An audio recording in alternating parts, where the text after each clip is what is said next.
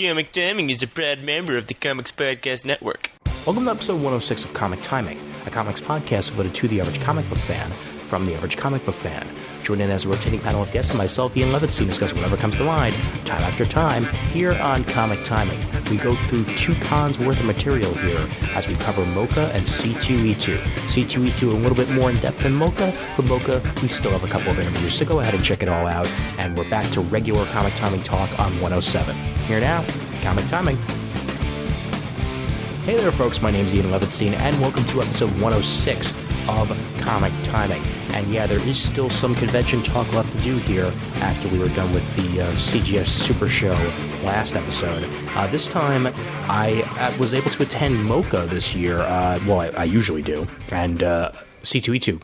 And it was the first time that C2E2 took place, so plenty of great interviews to be had there with some creators that I don't usually get a chance to talk to, and some that you've heard of the show before. We are actually getting back to a regular release schedule here. Episode 107 is going to be the Review Corner episode. Not that many books this time, only 3, because, well, only 3 came out, and no independents, amusingly enough, because I don't think any of them are really out yet. So we do, memory serves, 2 DCs and a Marvel, if I remember correctly. So, yeah, that's the episode that's coming out, hopefully next week. Episode 107. It's already been recorded, so once Brent puts the finishing touches on it, then Brent will release it, and 107 will be out to the masses.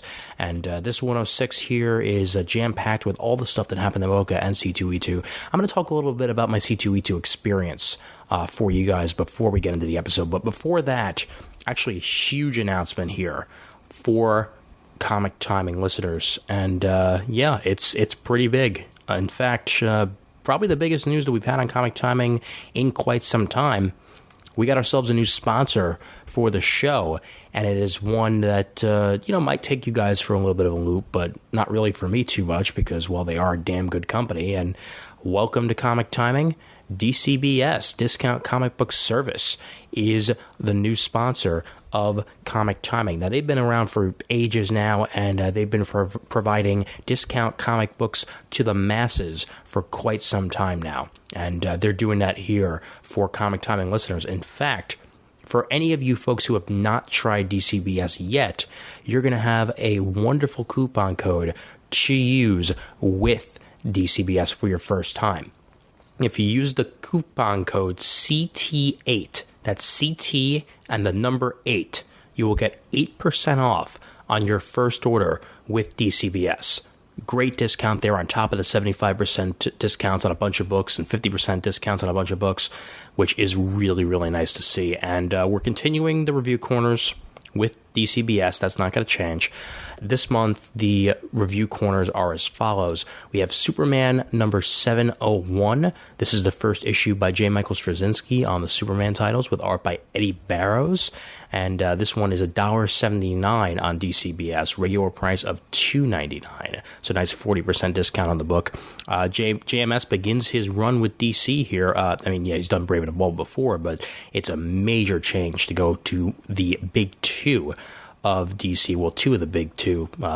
2 of the big 2, more like 2 of the big 3, Wonder Woman and Superman. And we figured we'd go with Superman on this one. And Eddie Barrows has done Superman before, but didn't actually do a Superman book while Superman was in the title. If you remember correctly, I believe the last time that he did Superman was during the Action Comics run when that first started. So it's going to be pretty cool to see him actually on the book. And I'm wondering what's really going to happen with JMS's run, whether it's going to be a very different Superman or a traditional take on him. And the covers are by John Cassaday, the first DC work that I've seen Cassaday do in quite some time. So pretty cool. Check it out. That's the DC pick. The Marvel pick is going to be X-Men number 1, which is 75% off with DCBS. You're only paying 99 cents for this first issue here. It's written by Victor Gischler, penciled by Paco Medina. Victor Gischler is new to Marvel as well. Not really that much on his resume. However, this is going to be a vampire story kicking off here with the X-Men, and that's going to lead into our indie pick, actually. But yeah, I'm curious to see where this is going to go because, vampires have had a history with the X-Men, but not really too much in the past couple of years. And I'm wondering whether any X-Men are going to wind up turning in this, because some of the promo art showed a vampire Jubilee. I'm hoping she doesn't stay vampire, because I like Jubilee. I like her in human form. I don't want to see her winding up a vampire for the rest of her days, and there will be a lot of them if she's a vampire once she gets staked. But a variant cover available on this one for John Romita Jr., but the regular cover, like I said, 99 cents on DCBS, Discount Comic Book Service. And the independent pick is out of IDW, and this is actually in honor of the return of one of my favorite HBO shows, and it now has a comic book to go along with it. It is True Blood #1. This one is a 50% off discount here on DCBS for $1.99. It's written by Alan Ball, along with some other writers like David Tishman of Fight Club, and Mariah Huner is the artist. And lush art by David Messina as well. So, excuse me, my mistake. Huner is one of the co-writers. So there we go. Huner is the co-writer, and David Messina is doing the art. He did the art on Star Trek Countdown before this. And looks like this one's going to be plotted by Alan Ball, but written by Tishman and Huner. So we'll see how this goes. It's a side story, not necessarily involved with what's going on with the third season of True Blood. However, I like True Blood, and I'm willing to give this a shot and see if this is more up my alley here. Sometimes the stuff coming out of properties that have been, basically transferred over to comic books aren't nearly as good as the original, but we'll see what True Blood does here. So I'm willing to give it a shot. $1.99 on DCBS. And once again, if you use the promo code CT8, you will get 8% off on your first order with Discount Comic Book Service. So welcome, DCBS, and thank you to DCBS as well, because, they didn't have to give us a sponsorship, but they did, and that makes me very, very happy. So check it out at dcbservice.com for all of your comic book needs. And on top of that, speaking of DCBS, make sure to order your copy of Agents of Cult Volume 1, Recipe for Destruction. This is the new PKD Media trade paperback out this month. Read the adventures of Commander Milo and his Agents of Cult assault team, along with the action-packed outer space excitement of Black's Danger in Space. If you enjoy classic cartoons such as G.I. Joe and Flash Gordon, then this is what you need. Written by award-winning writer Sean Pryor and featuring the artist extraordinaire Andrew Charapar, this book is 72 pages of fun for all ages at the nice price of $6.99. Every customer that orders a copy of Agents of Cult Volume 1 Recipe for Destruction will receive a free head sketch by cult artist Andrew Charapar, and it is available for pre-order at DCBS. So go ahead and pre-order your copy and make Sean Pryor happy, because I like seeing this man happy. When he's sad or when he's angry, you don't want to be around this guy, okay? All right, he will mess you up. Seriously, no question. I mean, you bring up Superman Returns to him, and you're going to get punched, okay? You don't order Agents of Cult, you're going to get punched. Maybe not by him, maybe by me, but come on. Do the man a favor. This is $7 here, and do me a favor and give this a shot, because while this does not have Dr. Levenstein like the previous one, Mercury and the Murd, it's still damn good, and Andrew Charapar also deserves your support, because this man is fantastic on art. Some of the best unappreciated art out there, no question. So go and get Agents of Cult Volume 1 Recipe for Destruction, add it to your cart, and hey, take advantage of that 8%. That's going to mostly pay for this if you order enough. Yippee-ki-yay, right? All right, so I'm going to talk a bit about C2E2, and then we'll get into the main part of the episode, which is MoCCA and C2E2. This was my first time in Chicago, and we took full advantage of that. I came in on Tuesday with my girl, Chris, who you'll hear a little bit on the episode, and we wound up getting in pretty early on Tuesday, about noonish, so that we then immediately took a nap afterwards. Didn't go into Midway. We wound up going through O'Hare, which wound up not nearly as bad as people talk about it. I mean, it's right by the Blue Line, so it's easy to just get on the train and then take it into the city, which is good. I like being near a subway. It makes me feel at home. And I'm not talking about a restaurant. I'm talking about a place that can actually take you places. And this is exactly what we had here. So, nice and simple. Got into the downtown pretty easy. Got to the Essex Hotel, which is where we were staying. took a little bit of a nap, then went for a tour of the city, basically, and we went to like Millennium Park and a couple of the other places around there. We went to what is now a Macy's, and I hate calling Marshall Fields a Macy's, but that's what it is, sadly enough. And yeah, we took a look in there, took a look at the chocolates and drooled over them, and went to a couple of the statues in Millennium Park and took some pictures. And if you want to check them out, if you're Facebook friends with me, they're all over there, and a bunch of them are going to wind up on my Flickr account also at some point, which is actually linked directly from the Comic Timing site. So if you want to check them out, go ahead. And yeah, that was our first day, sort of low-key. We wound up, I forget where we actually wound up eating that night, but it was good food. Then next day, we actually went to Wrigley and went to a Cubs game. Went to see the Cubs take on the Brewers. So, two bad teams fighting it out. Come on, it's true. What can I say? This year, the Brewers are still the Brewers and the Cubs are still the Cubs. Not much has changed, but Wrigley Field is gorgeous. I mean, seriously, if you have not seen Wrigley before, if you've never actually been to a game at Wrigley, this is a place you need to go to before it's gone. And I doubt it's going to be gone anytime soon. I mean, it'll probably be around for at least another 10 years, maybe 15 years, because they're keeping it up well. And, like Fenway, they keep doing repairs to it and making it better. There's a picnic area on the tier now where it doesn't actually face the field or anything, but it's a nice place to sit down if you want to relax for a bit and maybe get a bison dog, which is what I wound up getting. Ooh, buffalo hot dogs. Yummy. Mm-hmm. And yeah, got Chicago hot dogs. That's where I went to eat on Tuesday. We went to get Chicago dogs. That was tasty. Oh yeah, if you've ever been to Nathan's on the East Coast in New York, this is probably the closest thing to that in the Mid Coast or the Third Coast, if you want to listen to Chris Niesman. And yeah, that's what we wound up doing on Wednesday. After we went to the game, we just basically toured Wrigleyville, went to Chicago Comics, which is one of the comic shops in the area, and checked that out. And yeah, it was a nice store. Didn't really buy too much because I'm going to a convention later in the week, so why would I bother spending money there? But still, nice place to visit, and I'm sure if I'm ever there again, I'll probably wind up buying something. Yeah, headed back home after that and relaxed. Thursday, we wound up hanging out with Niesman and the boys after we went to the Museum of Science and Industry, which, if you've ever been to Liberty Science Center in Jersey, it's a little bit like that. It's a science museum. It's really, really nice. It's huge, too, on the inside. It's not like a TARDIS. It's not bigger on the inside than it is on the outside, but it's the type of place where you're going to have to go multiple times in order to actually see everything. But the exhibits they had were, very hands-on. You got to touch things, and, there wasn't a guard telling you not to go near anything, not being shooed away. A very hands-on experience.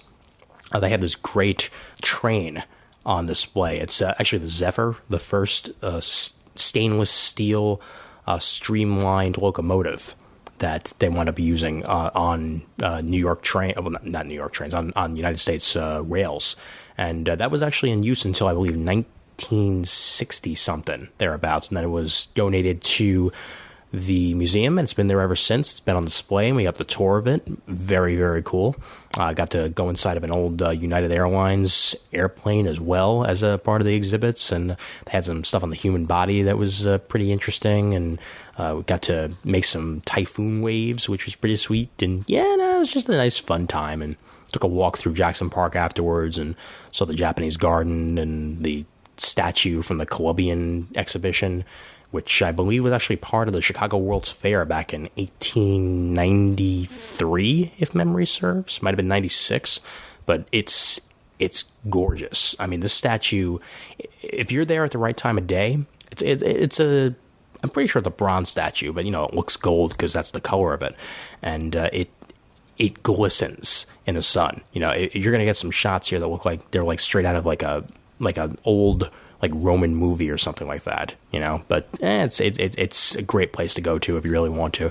And then that night we went with Niesman, Wood, and David Price and a couple of the other people that they're hanging out with. And we went to get some barbecue in Niesman's neck of the woods. So that was a lot of fun and had a great time. And afterwards we went to Challengers Comics for a bit for their pre-con party. Got to meet Doug Moggy real quick, and Christian Alame and a couple of other people, and hobnob with John Suntress for a little while. And then off we went back home, back to the hotel, that is, back to the Essex, and woke up the next day for the first day of the con, and the con went swimmingly. I mean, it's laid out a lot like New York Comic Con is. And I explained this a little bit more on episode 107, but just to briefly go through it, it's bigger aisles. It's a huge convention. It's one of the biggest convention centers. Actually, it is the biggest convention center in the United States. Period. Bigger than San Diego. Bigger than New York. Bigger than Baltimore. Bigger than anywhere. That's what you have here.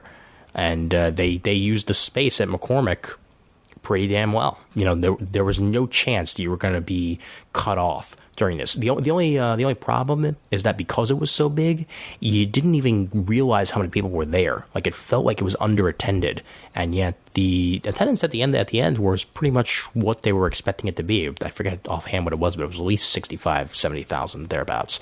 So they did a good job at C2E2. Some people weren't nearly as happy with the turnout as others. I know that depending on the artist or writer, they might have gotten more business than others, but that happens at any convention, and it's a first-year con, too, because the word of mouth is going to spread, and hopefully that's what's going to happen here. They had a podcast arena here as well. I didn't partake in it, but Raging Bullets were there, and around Comics, 11 o'clock comics were set up, and so was iFanboy and a couple of others, which was nice, and Sean and Jim got to hang out there all weekend and go to the panels and stuff. I went to a couple panels myself. In fact, if you want my wrap-up of the DC editorial panel and a couple of the other ones that I went to, listen to Raging Bullets, one of the most recent episodes that came out. I believe it is episode 206 I was on, talking with Sean and Jim all about that. And it was a nice typical 4-hour episode of Raging Bullets. We wound up splitting it up into two parts. I think the other part's going to air on 208 of theirs, but 206 and 208 I'm on that. Sean and Jim were on this episode for a little bit also, for about 20 minutes. I was talking to them, just on the floor of C2E2, getting ready and enjoying stuff. The floor on Friday was not nearly as packed as some people would have thought, like I said, but it was a decent amount of people. It was a nice Friday crowd. Fridays are always the lesser of the three, and you could tell that there were plenty of people that were probably getting off work and coming and checking it out and then leaving. And Saturday, much more busy, much more packed, more foot traffic, and yet still you could still walk around, which is always a bonus. And the story that I want to tell real quick here, that wound up happening Friday, right before things wrapped up. Forget if I told us on 107. So again, if I did, I apologize if I'm repeating myself here. But then again, this is airing before 107. So if anything, you just have to hear me say it again on 107. But they wound up sending out a text message because I wound up signing up for this DC mailing list, which basically they text message you whenever something goes up on the source, which is pretty cool. There was also a contest going on where you could win a copy of Wednesday Comics, a collected edition. So I signed up for both of those. And then end of the day, Friday comes, and I get a text message saying, "Congratulations, you have won a copy of Wednesday Comics." And I'm freaking out. I'm like, because I never won anything. And I haven't won anything since a raffle at like Cub Scouts back when I was like 15 or something. It doesn't really happen very often for me. So I'm thrilled. I'm running over there like right as the con ends. They're kicking everybody out, but I go over to the DC booth and there's like 15 other people with the same U1 code. Well, shit. Turns out that they wound up sending it to anybody who signed up for the mailing list and also signed up for the contest. So yeah, a little bit of a snafu there, but I still wound up getting a retail incentive copy of Blackest Night number 8 as a consolation prize, which was really nice of them. It was in a Doug Mahnke cover with Hal Jordan reaching out to the other lanterns, and really, really nice, and it goes for a pretty penny. In fact, I think it was selling for like 60 or 70 on the 4. So yeah, happy to have that. Whatever, I'll take it. Ran off, and that was the end of my day. Saturday, went to a couple of panels as well, and wound up going to the Neil Gaiman event at the end of the day, which was exceptional. It was the first CBLDF, is that Comic Book Legal Defense Fund, CBLDF, there we go, event that Neil's done in over 10 years. And he just was there reading his stuff to people and having a good time with it. So I was happy to be there and had a great time. And Sunday, more of the same. Just had a nice very, very cool time. I really didn't buy much at the con because, well, A, I'm unemployed, and B, I really didn't want to fill up my my luggage too much. I mean, the biggest thing that I bought all weekend were the Blackest Night, Hal Jordan, and White Lantern Sinestro. Again, I'll talk about that more on 107. I don't want to get into it here, but I also wound up getting for 50% off, I believe, the Daredevil Visionaries Volume 3, Frank Miller, which, nice deal on it. It might have been even more than 50%. It might have only been like $5. That's why I wound up getting it, but it was a good steal. And got a couple of other comics here and there. Got a Steve Bryant commission that was delivered to me. That was originally a Super Show one that I got at C2E2 instead of Jack Knight's Starman, which was heavenly. And Steve is on this episode, and I'll praise him more on that actual interview. And that's kind of all I can think of right now. Oh yeah, really, really good Mexican food. Tacos and enchiladas and stuff like that at Flaco's Tacos at about 11 p.m. after the Neil Gaiman event ended. It's nice to find a place that's open until 2 a.m. around the corner from where I was staying. That was cool. And just overall, C2E2 was everything I wanted to be and more. Certainly going to try and go back next year.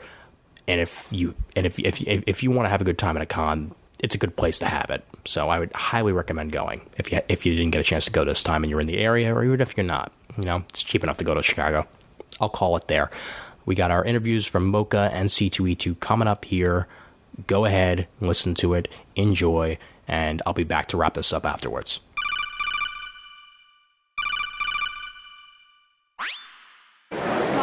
What's this? I'm actually doing an interview at MoCCA for once as opposed to talking about it afterwards. That's an absolute shock.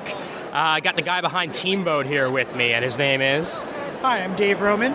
Hi, Dave Roman, and how are you enjoying your time here at MoCCA this weekend? I am enjoying it quite a lot. It's one of my favorite conventions of the year, and it's a little bit earlier, so it's warmer and nicer, but not too warm. Yes, I was gonna say, I think you'd rather be warm than hot, and last year was just boiling. Yes, I still have welts from last year's. Still have the rug burns. Yes, yeah. Exactly. So tell us a little bit about Teamboat.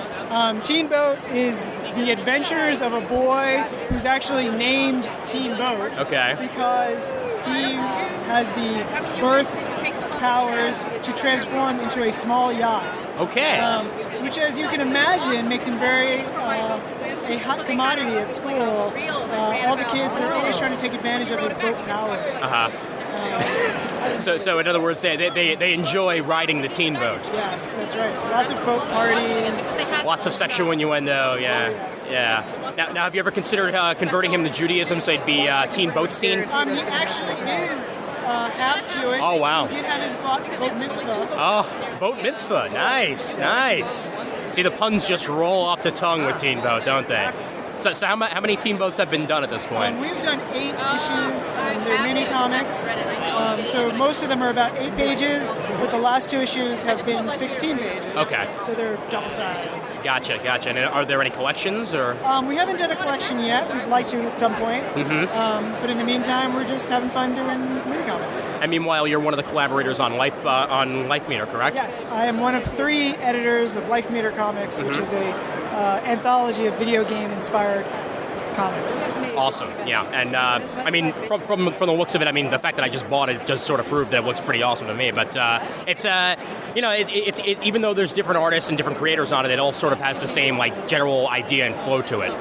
Sort of. I mean, the idea basically, if there is an idea behind it, is that it's like a day in the life of a video game character. It's sort of like you've played the games, but what do they do when the camera's off? Because we've all been wondering that all our lives. Yes. Exactly. But the coolest part is just getting to work with lots of different artists with a very diverse range of styles, from cartoony to realistic to serious to funny, and getting to see what their take on some of our favorite characters are. Well, very cool. Now, where can people find more of your work online?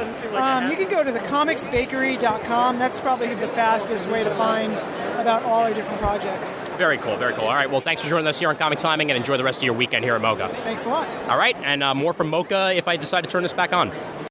All right, folks, we're back here at MoCCA. Got at least one more interview in me before I pass out. And we got Witch Hunter versus the Woman in Black. And why don't we introduce the man behind that to everybody? Why don't we? Thanks. I'm Vin Ferrante. I'm the creator and writer of Witch Hunter and from Monarch Comics. Okay, so tell us a little bit about the book. Witch Hunter is basically, he actually is a witch himself, so it's kind of like a play on words. He actually fights the powers that be that are in the shadows, that are sort of pointing the fingers at everyone else while they steal all the magic for themselves, kind of like all the older races.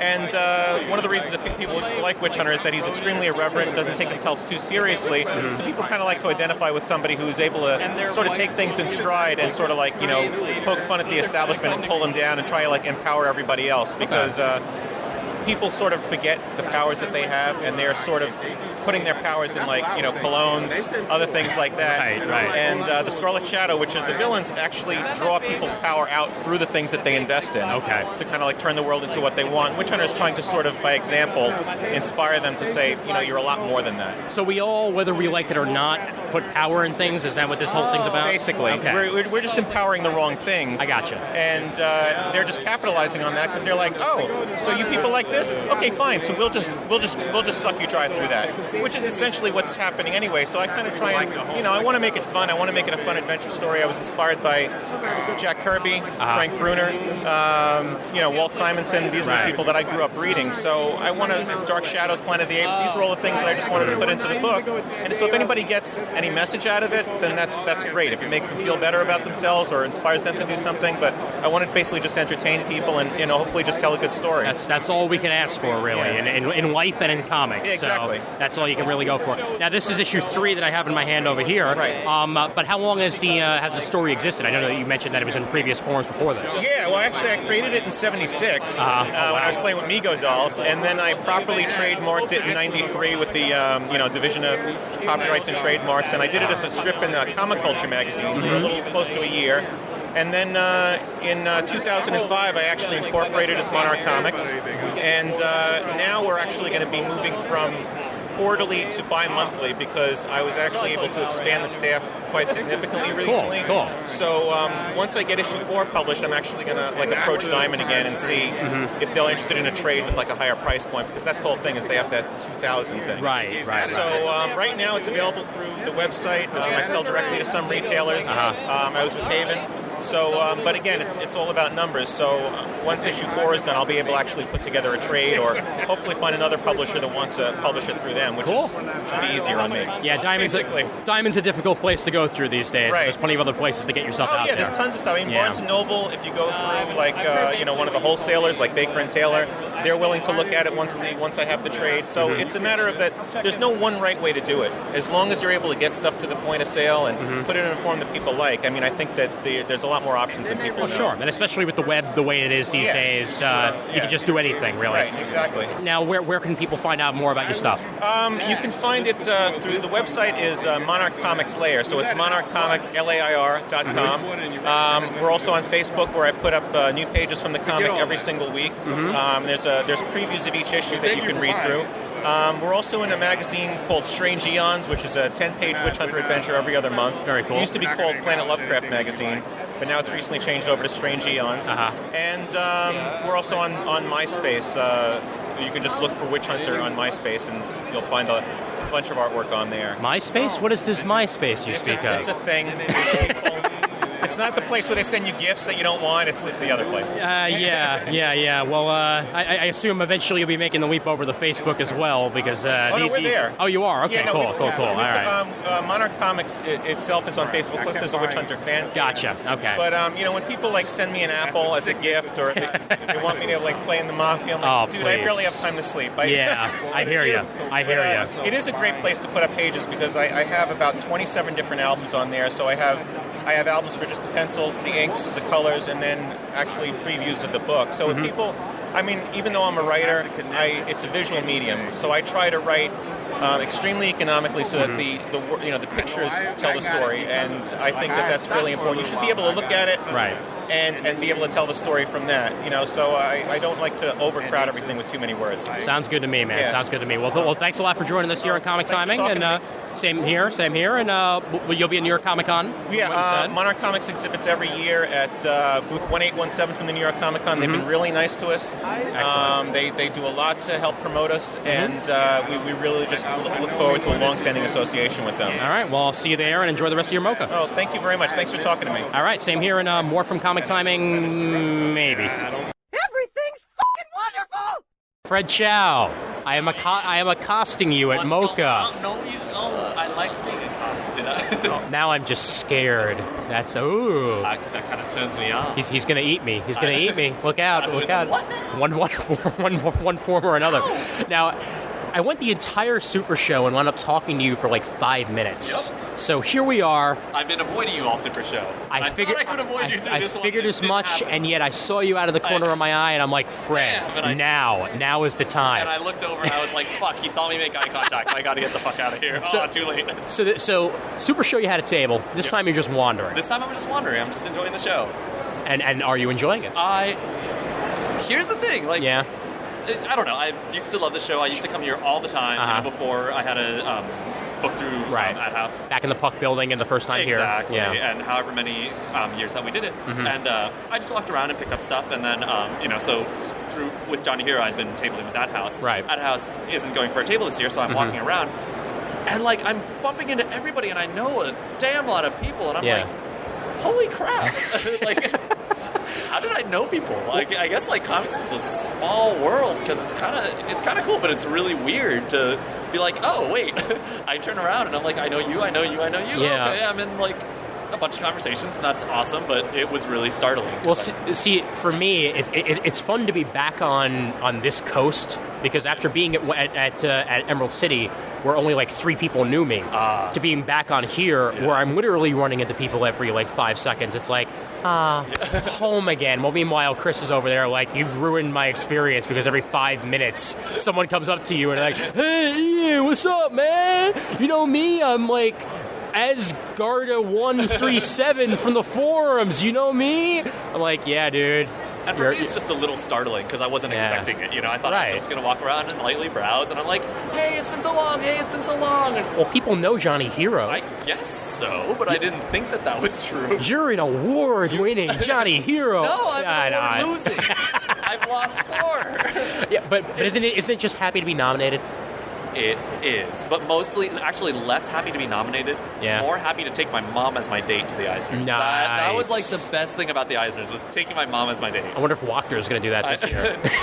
Did he get nominated? He got nominated. Yeah, Dave Wachter got nominated for best web strip. Holy fucking shitballs. Guns of Shadow Valley. Yep. I'm gonna slap that guy's face with my big fucking cock. That's amazing. I love it. I know. When I saw it, and not only that, does he listen to Dave? Dave, congratulations, Wachter. He better listen because he was on the show. Yeah. So. I've interviewed him a couple times. And he was on the Super Show episode. So Dude, if he's not listening, he is now. I really didn't know. I guess I haven't been near an internet in a while. Dear internets, the Eisner. What is this online thing? I don't How come I can't get my phone to work? Well, you're a self-professed curmudgeon these days. So I kind of am. Are you jaded with the comic book industry? I'm not jaded with the comic book industry. I'm jaded with myself in it. Really? Especially coming here. Mm-hmm. Holy crap, there's so much good talent. Yeah. And they're all so younger. Right. So they're all ambitious about it, and they have so much better stuff. Yeah. And I'm just like, how can I compete with these people who, I go home from work and, regular 9 to 5. Right. I go home and I drink. Because right now, I'm getting older tastes and stuff. I'm collecting nice scotches and stuff. That's and I'm like, good. Okay, good.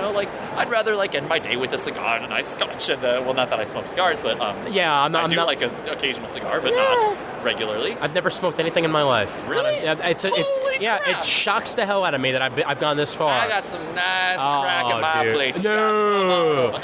Wait. Trust me, I live in Ditmas Park. If I want to get it, I can get it, all right? Nice. Nice one. Sorry, Ditmas Park. It's sad but true. It's sad but true. It's been on the news. All right. No, but everybody's young and ambitious, and I guess I just lately I feel like I haven't had the focus in the way that in the way that I feel like I should, but at the same time, I'm a little bit exhausted, especially when I come home from work. So it's like, okay, well, and I've started. The good thing is that I've gotten into other arts a little bit that aren't as. I feel like comics is a very disciplined art, and they're, it's very like everything is a very deliberate decision in the way that people are moving, and like the way that people are moving from panel to panel and everything that people are saying. Right. And the thing is, like, I've also really liked painting over the years, so I've been painting a little bit more. Cool. And painting feels a little more free to me. I also love just going out into this world and sketching, so I've been doing that a little bit. And plenty of happy trees and happy clouds and nice big afros on top of your head. Exactly. Yeah. I wish I were that guy. I wish I were Bob. But yeah, I just don't feel. It takes a little less concentration, and it feels like just a little more kind of. I hate to sound like pretentious artsy, but like it feels a little more like it's moving through me, whereas comics feel more deliberate. Well, I feel that way as well. Like going through here, and I see the people that are selling the $1 web comics or like the $1 like ash cans and stuff like that. And then I see the guys that are trying to sell the $10 ash cans or the $40 25 pagers, and I'm like, okay, I understand that this takes a lot of effort. I understand that this takes a lot of concentration, but wouldn't it be better to sell 40 $10 comics than 4 $40 comics, or something like that? I think it just depends on what you can do to make money back. Right. I mean, because that's what this show is for me. Like, I mean, it's great finding the smaller people, but there's a bunch of people that I simply cannot buy their work because it's out of my price range, and I'm freaking unemployed right now. All right, so seeing the, and I'm not even saying this to like be like wow I'm unemployed, but even if I wasn't, I'm not going to buy a $40 book if there's a $10 book that's just as good sitting right next to me. That's true. That's true. And that's how I feel about a show. But at the same time, there like will be a budget. Hopefully there will be someone to buy a book, and there always is. And there's always like. I remember like a couple years ago before Johnny Hero and coming into MoCCA show, and just like being like, oh, that's I saw this print and it was like $100 print or something. It was silk screened and all that, and it was beautiful. And I was like, I can't afford that. I'm sorry. But then like actually some other dude came by and bought the print, and I was like, oh, good for that dude. Like whatever you can. And you got a sale. Actually, one of the things that I've really noticed with having my own comic that's interesting is the way I work. I'm like, oh, okay, I would love,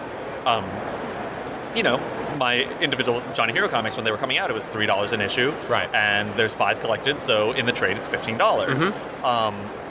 And so I always thought, okay, well, people will try out the $3 issue, and, if they like it, then they might, either buy more single issues or they'll buy the trade. Like crack. Yeah, and like crack. But it's not like crack. Like, people who've never heard of the comic will, like, flip through it and then decide to buy the trade rather than the $3 sampler. Wow. And I'll be like, oh, well, that's a really nice thing to know, but that's not the way that I work. And now looking at you, it's not the way you work. Not the way that I work apparently either, we're just cheapskates. But I don't think that's true about myself. I just like to save my money for nice scotch. Right. But a nice single malt, man, you can't beat that. Oh, man, yeah. Oh, the Kalila, nice and God damn it. Now I'm getting thirsty. Now, watch out, man. Yeah. No, but but yeah, so it's like there will always be that audience for those more expensive things out there. Sure. But to be quite honest, like, I'm really curious to hear how the show is afterwards from people who are tabling, because I do know that tables were a little more expensive this year. Yes. There were some people that still aren't happy about the move from the Puck Building to here and that sort of stuff. And to me, this show, like, as much as I love, like, I love the guys at First Second, I love, but, like, this show, for me, especially when I was first coming here, when I was, like, in college or whatever, I was like, oh my God, there's all these like zinesters making comics, you know? This is an awesome place for that. And I do wonder a little bit, with the prices being a little more expensive, how people are going to feel about their experience, especially the people who are just putting stapled zines together and selling them at $5 a pop. Right. Well, it's going to go one of two directions. Either it's going to continue to become more upscale, or they're going to hit a ceiling and they're going to realize we got to change things. We got to roll back down. Or the other thing is, it just could be like, oh, well, maybe someone decides to get a table this year, but not next year. But then somebody else decides. And there's always rotating Well, the good thing is there's always more people making comics who want to get that kind of exposure. No question. Yeah, I mean, you could tell by. I mean, everything's sold out here. It's not like people aren't still here. Yeah. So I know the last year. Exactly. At the end of the last year, I remember Evan Dorkin wrote this, almost this like scathing post about how he felt like MoCCA was not what it used to be, how it wasn't for him anymore. I'm not even sure if he's here. I don't think he is. Yeah. But before this, he had pre-reg for a MoCCA table every single year. And this is the first time he didn't. But guess what? His table is probably taken by somebody else right now. Evan Dorkin got mad at me. Oh, really? This was way before making comics or anything. I mean, I love the guy. But, I'm from California. Yeah. I'm kind of, especially when I was growing up, I was a little bit of a surfer dude, you know, and... Could never tell by your voice, really. And, oh, dude, you don't even know, like, when I... when I get serious, I start talking in a California accent. Dude. Yeah, and that's when you know... And the funny thing is, that's when you know I'm serious. So if I'm really into something, I'm like, dude, that's awesome, dog. And you're like, wow, he really likes it. Once you start sounding like Randy Jackson, then we know things have gone too far. But I also have a weird accent. Like, instead of saying hand, if I start saying hand. Yeah. Ooh. That's the handband, man. Like, that's when you know that I'm serious. You become Australian? Something like that. It's this weird mix of, like, California and something else, and I don't know what it is. That's so weird. Maybe it's your Asian heritage. Perhaps. Yes, because that's exactly how we sound. Yes, as you were saying. So I buy... So, as much as I love milk and cheese or whatever, I have a very, very fond place in my heart for Bill and Ted's Excellent Adventure, the comic book. So I remember, like, having him sign one, and he was just like, I can't believe you like this. And I was like, oh, that broke my heart because I liked it so much. Yeah. Well, Evan Dorkin... I've told this. I mean, I do love his milk and cheese stuff, but I've told this. There's a special place in my heart. Yes, well, same here.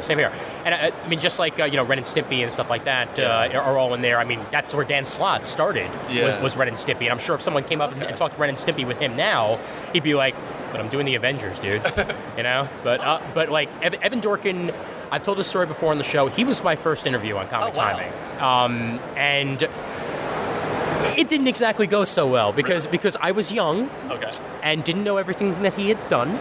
I think I've heard this story, but but it's just that he schooled me. Yeah. Basically, he threw me under the bus a little bit, but it was fun, and some people still to this day say that was one of their favorite episodes. I'm like, that's great. It scared the shit out of me. Oh. But he's a great guy, and he writes great books, and that's all you can really ask for. He's draws great, all hilarious as all fuck. But he's been in the business long enough to actually be able to say. Yeah. You like that? That's true, yeah. I guess I don't have enough under my belt yet. Oh, there. But you'll get there, trooper. Yeah. Thanks for the pat on the back. Thank you. So what's up with Johnny Hero these days? Johnny Hero is just kind of... were we recording when I was talking about this? Just taking time out painting? Or was that was then. Or that was then? That was then. That was then. This is now. Yeah. Oh, if I could fly. Well, you did mention that you're painting more and stuff like that on air, so yeah. So I'm just taking a nice break. Okay. And I would love to do another... basically what happened was, after Johnny Hero, I worked on a children's book project, and I've mainly finished it, except it's completely black and white because I take so long to do colors. I would love to hire out a colorist, but I can't do that without cash. Right. And because I blow all my cash on alcohol and drugs, I would need some kind of... I'm learning so much about you, man. I need some... Not all of it's good. Well, there are certain things. It's like my work cash, like my 9 to 5, I use that cash on, sex, drugs, and rock and roll. So I'm like, okay, well, I need like some kind of advance to get my book colored so I can hire out a colorist or something like that. Yeah. So I'm kind of in a pitch process for the children's book. Okay. And after doing the children's book, I mean, I would love to do another Johnny Hero. Like, absolutely love to. I've got other stories in mind. Right. And to be quite honest, like, I just found out that this morning my dad's going in for heart surgery. Oh. Yeah. So, and it was one of those things that really kicked my butt a little and said, like, I need to make this second story happen because the second story I've had in my head for a long time now, and it focuses mostly on Johnny's parents. Okay. So I'm like, seeing my parents go through what they're going through, right. I feel like I kind of need to get this out. So I'll kind of work on pages of those from time to time, but in the meantime, like, I really do need to take a break because, as I was saying, comics feel so deliberate. Sure. That I just need to do something that, is... Yeah, you don't want to put half-ass in there. You got to be 100%, or else there's nothing. Yeah, and I would love to see if I could get some kind of advance or something like that. Yeah. To attack another Johnny Hero book, or slowly do it. But either way, I don't know. Who knows? It's so. Life is hard with a day job. Oh, I agree. I agree. The thing that's amazing, and like one of the things that's amazing with all this independent comics festival and seeing so many young kids is that so many of these young kids are like going to SCAD or SVA or whatever, and it's just like it allows them time to work on comics and have projects. So when they get out to the world, it's like, oh, I already have something. Yeah. That instead of me who's I'm working. And in my off-work time, I have to do all this stuff. But then I'm like, would I rather do that or drink and hit on girls? Well, okay. My only problem with SCAD and SVA, they need better acronyms. They really do. Because when I hear SCAD, it sounds like it's a disease. CCS. Right, or CCS, that could work. That's a good acronym. Yeah. SVA, I mean, seriously, SVA, SVA. No, SVA is a good acronym. Would you like to go to the SVA? I don't. I think SVA is a fine enough acronym. SVA, all right. SCAD does sound a little too much like SCAD.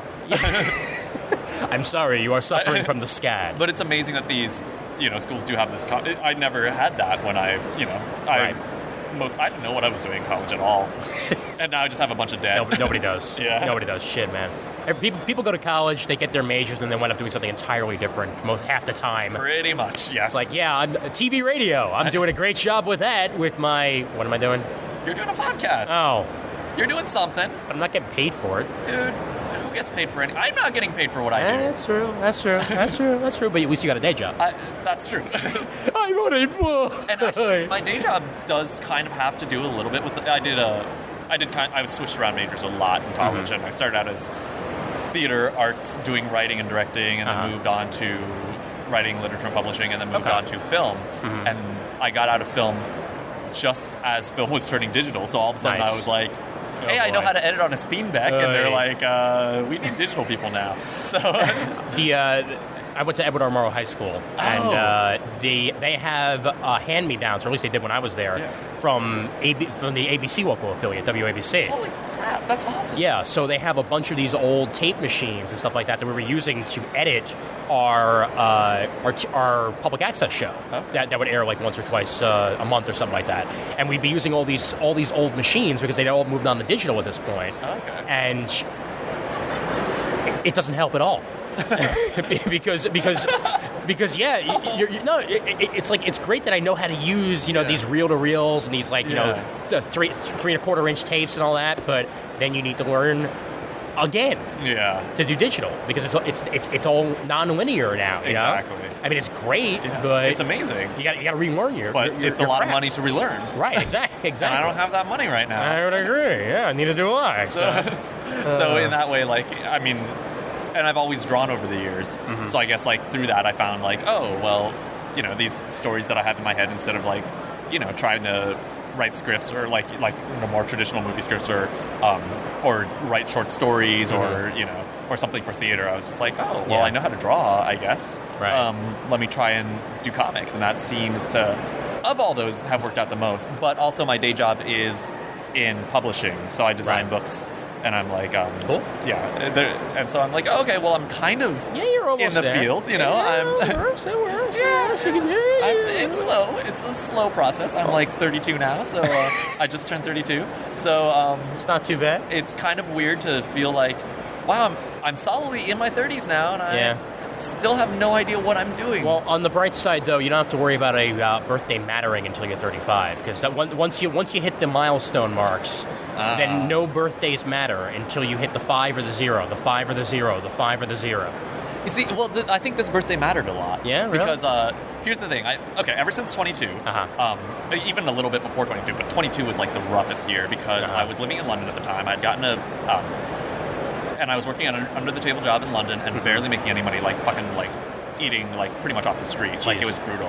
And I had too much pride at that time to, go to my folks or whatever. But it was, waiting for shops to throw out their food at the end of the day so I could raid the garbage bags. Oh, like, it was rough.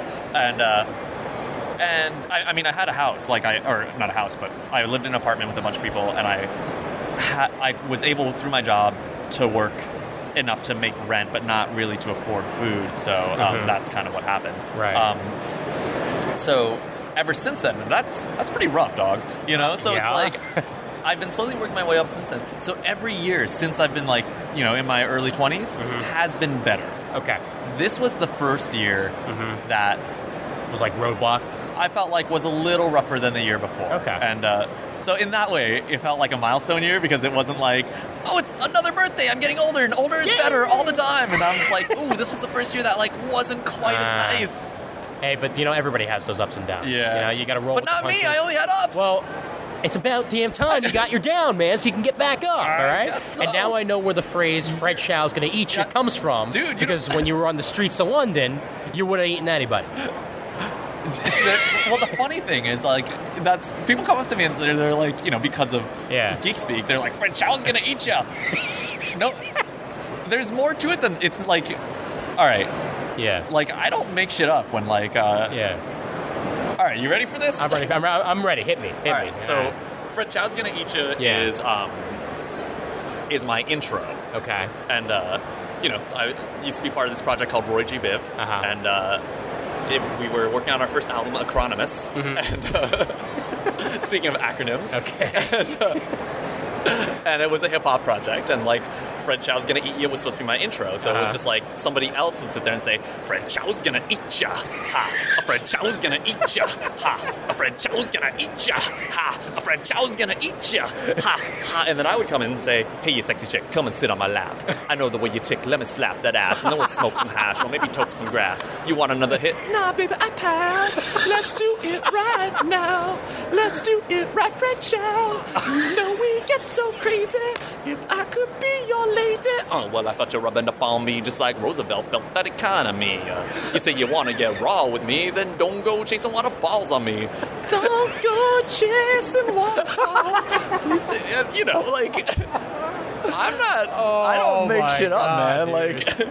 Wow. It goes beyond that. You've officially made my day. That's it. That's it. Nothing will top this. No matter what I eat for dinner tonight. This is filling up my belly more than anything, man. Awesome. All right. Give everybody your website out there. I update my Robot Chow, and that's chao.wordpress.com. And my fredchow.com has been down for it exists, but it hasn't been updated for a long time. But robotchow.wordpress.com is if you want to check out my stuff. And you have the Twitters? I don't have a Twitters. I also sell prints and stuff through charmingwell.com, so It might be interesting to see my other art that I do. Very cool. What was that? Very cool. Very cool. Very cool. Very cool. Yes. And and I think that's it for now. Hopefully, if everything goes well, at the beginning of May, I might do an exhibit of my paintings over at Bergen Street Comics. So that's very nice. Yeah, so that's a whole different kind of side of the art that I do. Well, if that happens, I will try my ass to be there. Ditmas Park isn't that far away. Yeah, you just got to get off the crack a little, and then you'll be able to make it. All right. Look. Just because they sell crack. All right, fine. Dude, Fred, always a pleasure, man. Yeah, thank you for finally putting your voice on Comic Timing. Okay. Thanks for finally instead of ignoring me at Super Show. I thought it was the other way around. It was, but now I'm adding spin. This is spin. Nice. Remember, I also know how to work spin. You're not the only one who went to broadcast journalism school, dog. Oh, word. And please. The lyrical gangster. I was cracking up Harold Jennett all weekend at Super Show, going up to him and just randomly going, wicka wicka what? Wicka wicka what? Wicka wicka who? Wicka wicka what? Wicka what? And on a serious note, hope your father's all right and everything works out okay, man. All right. Thanks so much. No problem. And that's it from MoCCA because that was 23 minutes. Damn. All right, so let's get this going here. Comic Timing, first interview of C2E2. First time I bothered to turn on the recorder because I got myself a colorist in the room.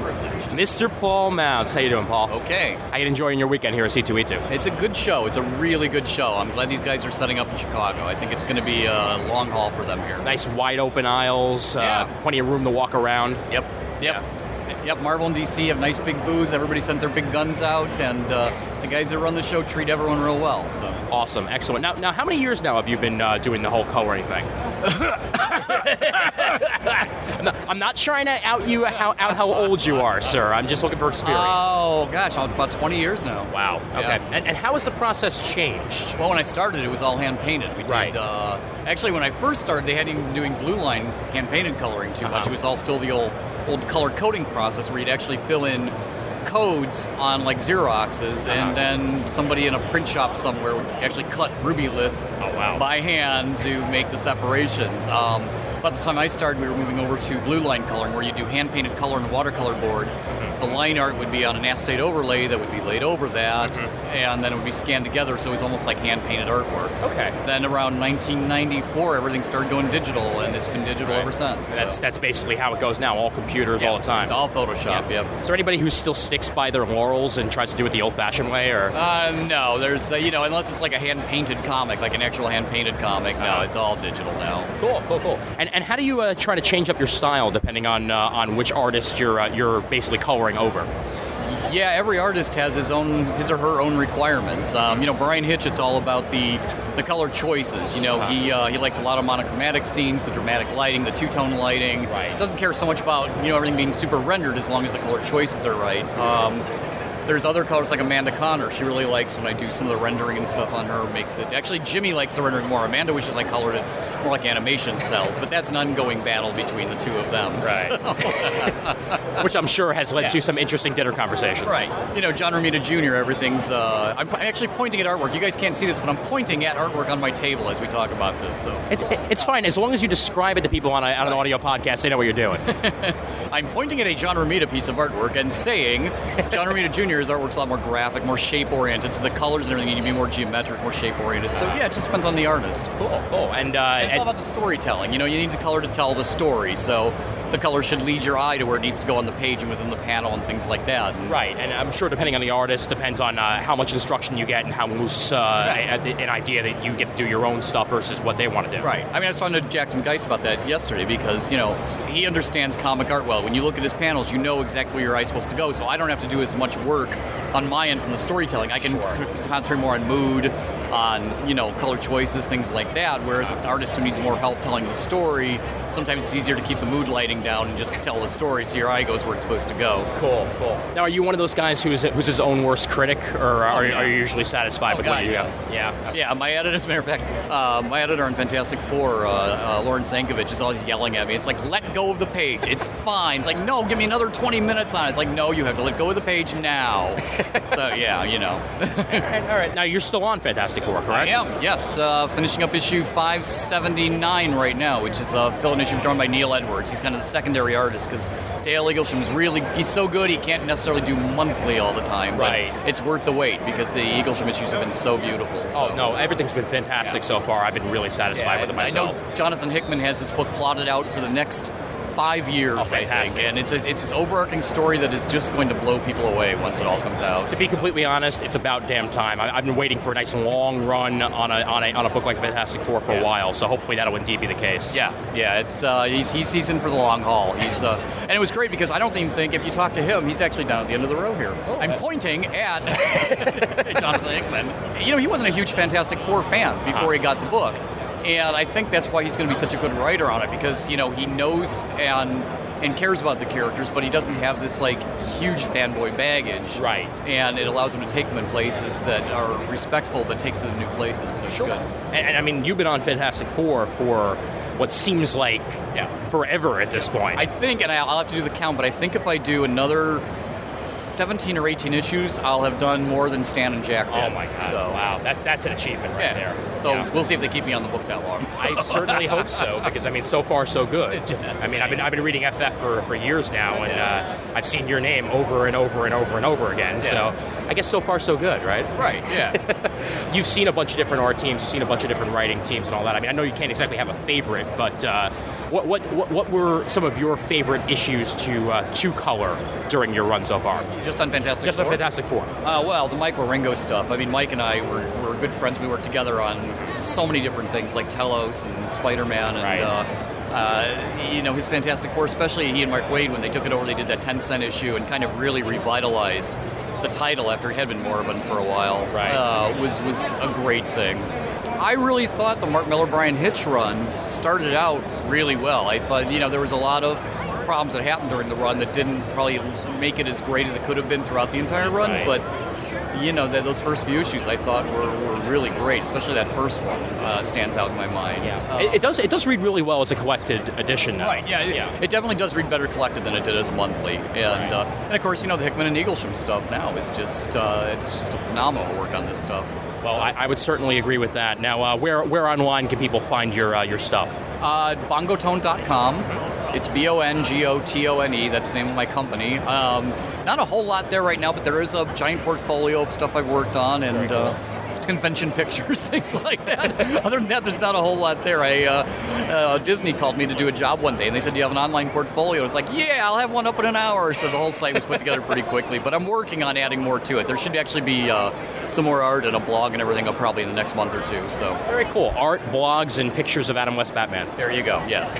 That's all we need. Well, thanks for joining us here, Paul, and enjoy the rest of your weekend. All right. Thank you. Take care, man. Thanks. Okay, great. And more from C2E2 whenever I turn this thing on.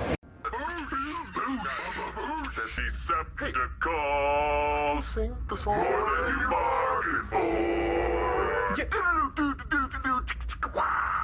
Okay, more from C2E2 here. Raina Telgemeier is here. I got the last name right. Yes, Booyah. That's because I asked first, like a nice human being.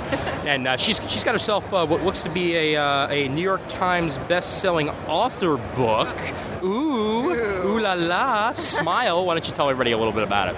Smile is about being in middle school, having braces, and feeling really awkward about yourself. Mm-hmm. And it's also based on my own life as a middle schooler who happened to knock out her 2 front teeth at age 11. Oh, wow. And then had to get about 5 years of dental reconstruction done. God. Yeah, everybody's been to the dentist. A lot of people have had braces, but few cases are extreme as mine was. Mm-hmm. So I wrote a book about it. See, I had a retainer in 3rd grade, and then I had an impacted eye tooth, which then led to having braces for like 3 years for one frickin' tooth. Yeah. So I could relate a little bit on the dental side of things a little bit. Now, I know it might be a little bit of a spoiler, but how'd you knock out the 2 teeth?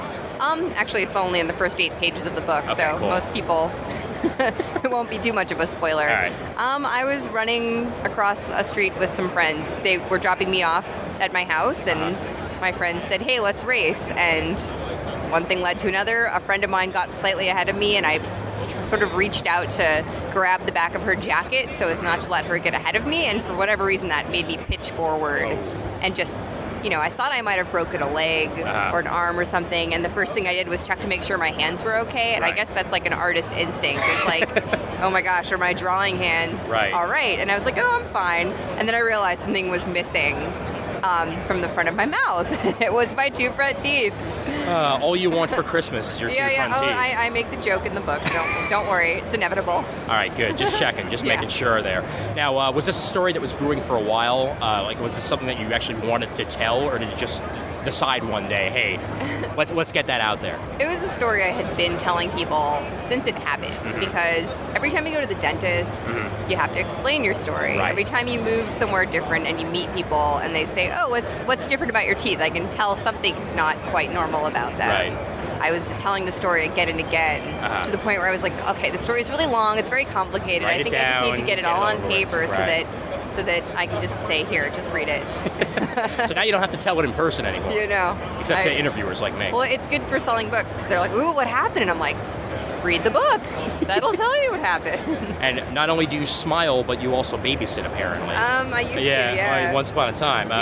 So the Babysitters Club, of course, based on the original books. Yep. But how much liberty do you have with the Babysitters Club? I mean, are you forced to retell like exactly, or are these new stories, or what exactly is going on with these it? These are adaptations of the original stories, and the editors were really flexible with me. They sort of said, you can do basically whatever you want with it, but they also knew that I was a purist, and I was a big fan when I was a kid, so I was not interested in making a lot of changes. Other than just kind of updating things to feel a little bit more modern. Sure. Cell phones exist now, surprisingly. Yeah, and they didn't have the cell phones when they formed the Babysitters Club in 1986. Right. But, a lot of the changes I made were cosmetic, and at a certain point I started changing certain chapter orders and taking scenes and moving them to different places just because sometimes things play out a little differently when you're looking at them instead of when you're just reading about them. So a few minor things were shifted, but... Just all for story purpose. Yeah, always for story purpose. Always for the point that adapting something into comics is going to make things a slightly different reading experience. Sure, So, yeah, because, that happens all the time with graphic novels. Yeah. Just because one thing happened one specific way in the original book doesn't mean it's going to happen exactly like that, but it's hopefully still going to be entertaining. Yeah, and I tried to keep things as faithful as possible. The fans of the original series mostly noticed the cosmetic changes. They noticed, well, it's not the Babysitter's Club if they're not watching VHS tapes instead of... Gee, I wonder. And but they didn't seem to notice, like, the chapter rearrangements and stuff like that. All right. Which means I did my job. She's supposed to have a bouffant, and there is no bouffant. I had a couple of those, yeah. Oh, man. Yeah, I'm versed with the whole forum thing, so... Ooh, it can get ugly sometimes. LiveJournal is not always the friendliest place. Yeah, it's okay. It was really well received. It might be called LiveJournal, but it's not LiveJournal. Yeah. And mostly, of course, you're going for the teenage crowd a little bit, but is it all ages? I mean, can 40-year-olds enjoy it as much as teenagers, or is it just more of a teenage thing? I think so. Okay. I think there's plenty of women my age and slightly older and slightly younger who liked the same kinds of things that I liked when I was young. Mm-hmm. So it's more nostalgic for people that age to read something like this. But, there's a lot of mothers now who are like, I can give this to my daughter and we can share this together. And so, I think it there's something for everybody. Yeah, and it's a generational thing. You're keeping the Babysitter's Club alive for a new generation to see it, basically. Moving on. Yeah. All right, and what's your website? It's goraina.com, GORAINA.com. And they can find everything there, Babysitter's Club, Smile, the works? Everything. Fantastic. All right, well, Raina, thanks for joining us here on Comic Timing. Enjoy the rest of your weekend here in lovely Chicago, and hope to see you again sometime soon. Thank you. All right, and hi, David. Hi again. We're done. Woo! Ladies and gentlemen, I'm here at C2E2 as Saturday winds down with Lee Cozy, artist of Star Wars and quite possibly other things. Hi. That's the best way to describe it right now, because there's nothing certain. You don't know how the rest of the world's going to go. How you doing today, Lee? I'm doing fantastic. How are you? I'm doing quite well. How's your weekend been so far? Really busy. Good. It's been a really good show. Glad to hear it. Now you've been doing Star Wars covers mainly, correct? And T-shirts and all that jazz? Not covers yet. Not covers yet. You're getting there. Yeah, I've been doing Star Wars art for sketch cards, for various properties, licenses, whatnot, and I'm also doing T-shirts. Cool. Very cool. Now, how difficult is it to capture the likeness of a character that everybody knows in a known universe at least? With a lot of practice, not very hard. Yeah. It's. I think the biggest problem is just getting to know the nuances of the character. Best example is Harrison Ford. His face is crooked to the left. Like his nose is way off. The scars, things like that. So I don't know. It's probably the best example because he was the biggest pain in the ass to learn how to draw. Gotcha. Yeah. And unlike other Star Wars actors, for some reason he doesn't age. Yeah, pretty much. He pretty much looks almost the same. Just slap a little gray on him. Basically, yeah. I sadly saw the last Indiana Jones movie, and I'm like, wait a minute. Okay, he's still built like he's like 50. What the hell, man? And he still did most of his own stunts. I know. He's got to be crazy. He's got to be crazy, and yet we love him for it. At least 30% insanity. 30% insane, or your pizza's free. Pretty much. Yeah. Now, you also do Kindergoth over there. Why don't you tell people about that? Kindergoth is a comic book I created. It's published by Bloodfire Studios, and it's bloodfire.com. The sneaky little thing about Bloodfire Studios is it's an independent comic book publisher, but it's entirely run by comic book and film and TV professionals. Nice. So, for example, our senior creative executive is Len Wein, who, of course, was the creator of Wolverine, Swamp Thing, Colossus, Nightcrawler. Pretty much the current X-Men. You've got a good step one there. Yeah. Myself, obviously, I work for Lucasfilm. I've worked on a lot of film and television projects. I've worked for IDW. We've also got Jeremy Cox, who is kind of like the Susan Lucci of the Eisner Awards. The man gets nominated left and right for coloring and never wins, but he's actually currently a colorist for Marvel on Spider-Man, Avengers. I think he just picked up 2 more books, he said. I don't know them off the top of my head, but he's also doing DMZ for DC. Oh, wow. He was the colorist on Promethea. He was the colorist on Leave It to Chance. And is there anything he doesn't do? No. Pretty much every major title you will find his stuff in. Great. Joel Adams is my inker on Kindergarth. Mm-hmm. He's also the son of comic legend Neil Adams. I've heard the name, yes. He is, he does some stuff with Batman. But he's that Batman guy. Oh, but that Neil Batman guy. He's obscure. Yeah, just a little bit. But Joel was actually one of the character designers on the animated version of the Mighty Morphin Power Rangers. He also was a character designer for King of the Hill. Oh, cool. He was a character designer for most of the Marvel animated stuff, and he's also the character designer, he's the lead animator, or one of the lead animators for most of the Marvel animated comics. Wow. We also have Brendan Hay writes Intergalactic for us. Brendan Hay was the writer for The Daily Show. He's also a writer for The Simpsons. He was lead writer on Frank TV, and he actually just got picked up at Lucasfilm to write. He's head writer on the new live-action Star Wars show. That's great. So that's pretty much like, and there's others of us. I can go on for hours. Yeah, but you want to just throw in Stan Lee and the ghost of Jack Kirby while you're at it, just to keep going. We haven't hired them yet. Okay, but pretty much that's the dirty little secret, is where he's self-distributing. We're self-publishing, but it's all comic book professionals in the industry who work for Marvel, DC, Dark Horse, doing our own thing, our own way. So it's kind of like it's our own sandbox. Right. Basically, guys that have all made it in one way or another, just doing what they love to do. Right. And that's kind of, and Kindergarth is kind of, it's our best-selling title right now. It's we're working right now to try and get it monthly, so hopefully by the end of the year we'll be able to do that. Very cool. So keeping our fingers crossed. We also have kindergarth.com, which is it's going to be relaunched here shortly as a webcomic as well, so that I can play around there. And then Len is actually writing some stuff for the Kindergarth regular series. And so basically I'm plotting it, Len writes it, and then we'll have other artists like Joel and David Long, and they'll probably be drawing it. I'll probably be drawing it occasionally. We know we got Josh Adams wanted to do an issue, so hopefully he'll come on board. I think you say yes to Josh. Yeah, Josh is cool. I like working with Josh. Yes, or Neil will beat you up. Well, actually, there's a funny project we're trying to do. I'm not sure if I should actually talk about it. But you could just put blanks in where you don't really want to reveal it. There you go. Yeah. But we want to do a joke issue, drawn by Josh Adams, inked by Joel Adams, and lettered by Neil Adams. Nice. And we're actually supposed to be working with Neil shortly to actually make a Neil Adams font. Oh, cool. So that he can letter the books quickly. But it was just really funny that we were going to have Neil Adams as the letterer, and we wanted to run like a big ad in previews. Like Neil Adams. We were going to distribute that book and actually put lettered by Neil Adams. Like, we actually announced that he's doing the lettering, just to make people go, man. That would sell, I guarantee you, because they'd be like, what the hell?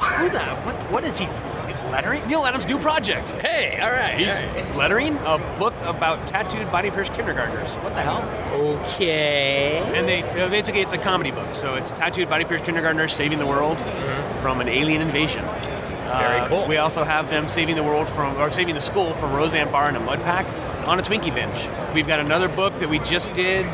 We did for the Comic-Con last year. It was because we're busy doing movie development stuff, so we kind of stopped publishing regularly. Right.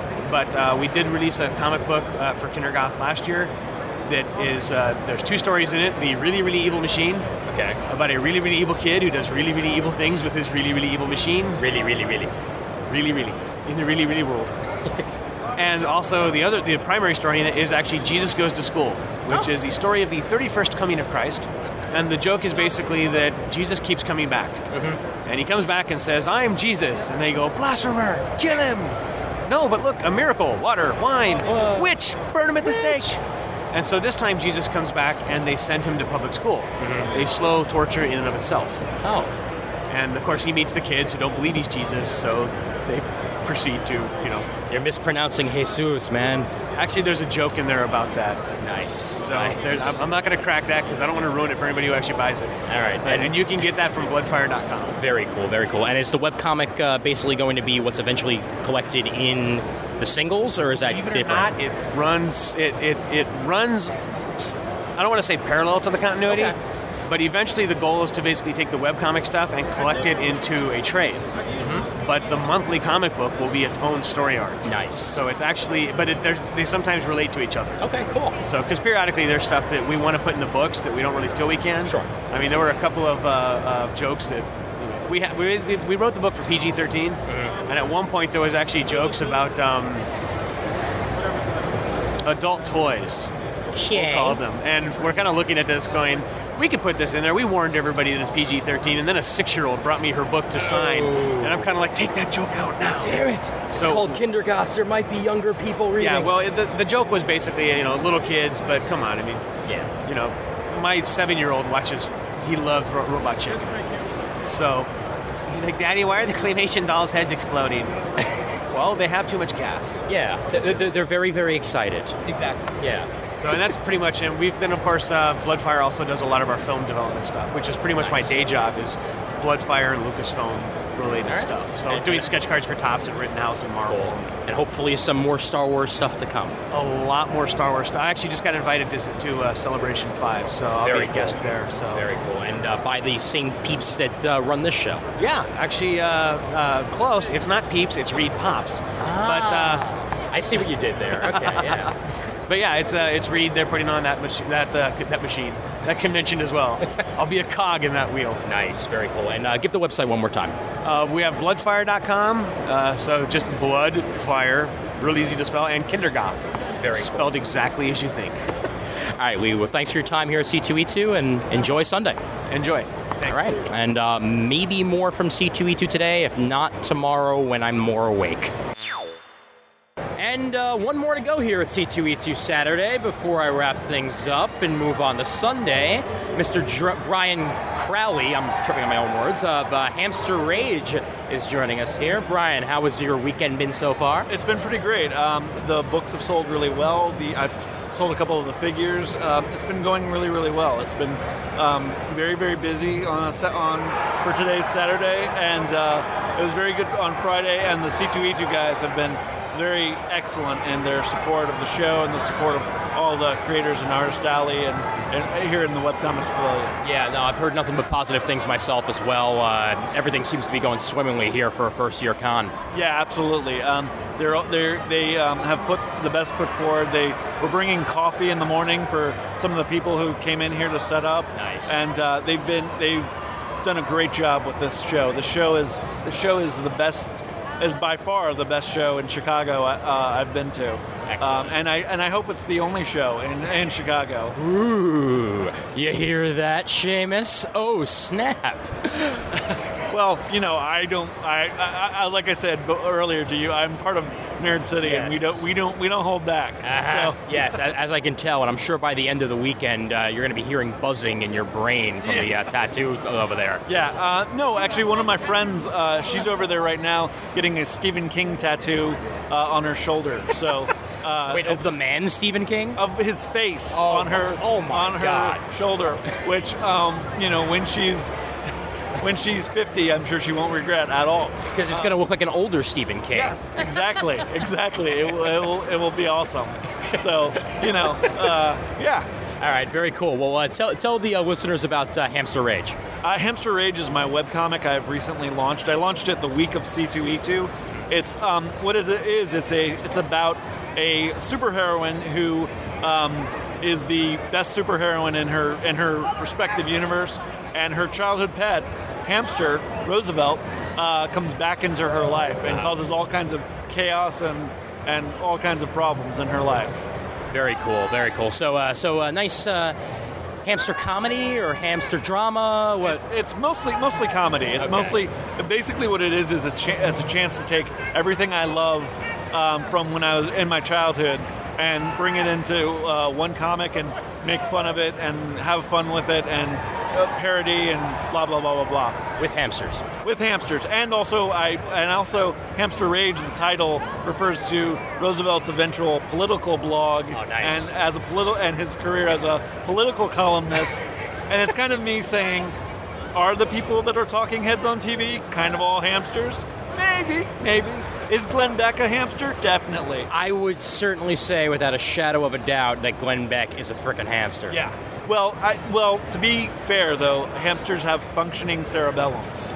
So yes, and hamsters are better about crapping themselves than I think Glenn Beck is. Yeah, oh, absolutely. And I'm sure I can't wait for all the conservatives on whatever site hear this go, fuck you, liberal. Yeah, but to be completely honest, I'm a quote unquote liberal from Brooklyn, New York. I don't think any conservatives will listen to the damn show anyway. Excellent.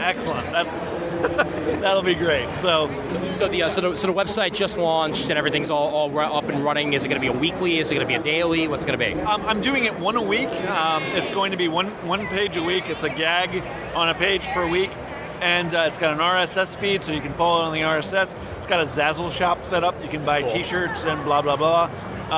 It's going to have also a link to Indie Planet, so you can go ahead and hop on Indie Planet and go buy the print books as the print books come out. And that's it pretty much. Very cool. I'd like to buy some blah, blah, blah. Yeah, the blah, blah, blah. Zazzle is amazing. You've got sneakers, skateboards, ties, coffee mugs. You can make all kinds of stuff. Partridges, pear trees. Yes, partridges and pear trees. That's the top seller, actually. Very good to know. Very good to know. Yeah. The partridges, the family, they sell really well, too. That's not much of a surprise. Those 60s hippies are everywhere, man. Well, and unlike the partridges I sell have less drug addiction problems than the partridges from the partridge family. Nice. So. All right, give the website out there one more time. Sure, it's hamsterrage.com, and you can follow me on Twitter at Brian J. Crowley. You can also go to Brian J. Crowley, which is my website. It's brianjcrowley.com. I'm on Facebook, and listen to Nerd City, because that's the podcast I'm on every week. Very cool. Very cool. All right, well, Brian, thanks for joining us here on Comic Timing, and enjoy the rest of your weekend. Thank you very much. It was great talking to you. Great talking to you as well, and pizza's yummy. Yeah, thank you. I'm gonna kill you. What? I didn't mean it!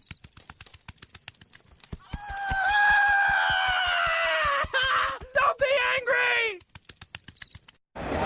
And I'll kick you in the nuts if you bring that up on the recording. He will kick me in the nuts if I bring up anything like that on this recording. You're not going to know what it is because I pressed record directly after he mentioned it. So lucky me, as I have my yearly interview with Mr. Steve Bryan of Athena Voltaire, because I'm probably not going to be at San Diego Comic-Con, and I don't even know if you will be. So. Oh, I will be. Oh, you will be. Okay, yeah. All right. So we'll get it done here at C2E2 instead, a little bit early. All right. How's the weekend been treating you, man? Other than the craziness. It's been a great weekend. Good. My voice is about cashed, so I think that's always a good sign for a creator, right? I would say so, yeah. Usually by the time I interview you on Sunday, you have no voice. So I know, it sounds like every convention season I'm perpetually going through puberty again. It was so much fun. I'm going to do it again. You should have heard me at Super Show, man. I mean, I caught like whatever cold was running around, and I heard you were patient zero. Yes. No, actually, technically, Sean Pryor, I think, was patient zero. And him hearing this now, he's probably going to kick my ass the next time I say that. But we love you, Sean. We love you, buddy. Mr. Lemmy Award-winning Sean Pryor, I might add. So, but yeah, anyway, full weekend, awesome in all aspects, nice, happy crowd and all that. I think so. It's a lot of fun to have a show actually in Chicago proper. Right. And as an exhibitor, Reed has just been amazing to all the creators. So much communication. Mm-hmm. They have great accommodations for everybody. It's just been terrific. That's happy to hear, actually, because, I mean, the main thing about launching a show in Chicago is that it is such a huge city that you've got to sort of, like, encapsulate everybody, you know? Yeah, that's kind of the downside. I mean, the great thing about... You've been to the Wizard Chicago show. I never... This is my first time in Chicago proper. Okay. So I've never been there. I've heard the stories, though, about how Rosemont's like basically just a convention center and a hotel, and that's right. And, I mean, the nice thing about a show like that is...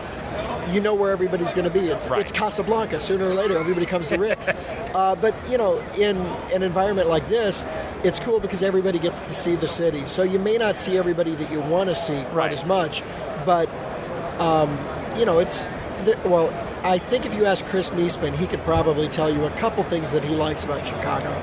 No idea what you're talking about. None whatsoever. Well, he gave me breakfast recommendations. He gave me comic shop recommendations. He gave me shoe shine recommendations. You know, I mean, okay, maybe not shoe shines, but... He's like the mayor. Actually, he's more connected than Rod Blagojevich was here. Blagojevich! And actually, I think Chris could actually sell a Senate seat. You know, he probably could. He's connected. He'd throw some comic books in. He's not, I'm using air quotes, he's not connected, but he is connected. Whatever Niesman says goes. We know the deal, all right? Ian is scratching his chin. Yes. For those of you, I'll do the narration for our visuals.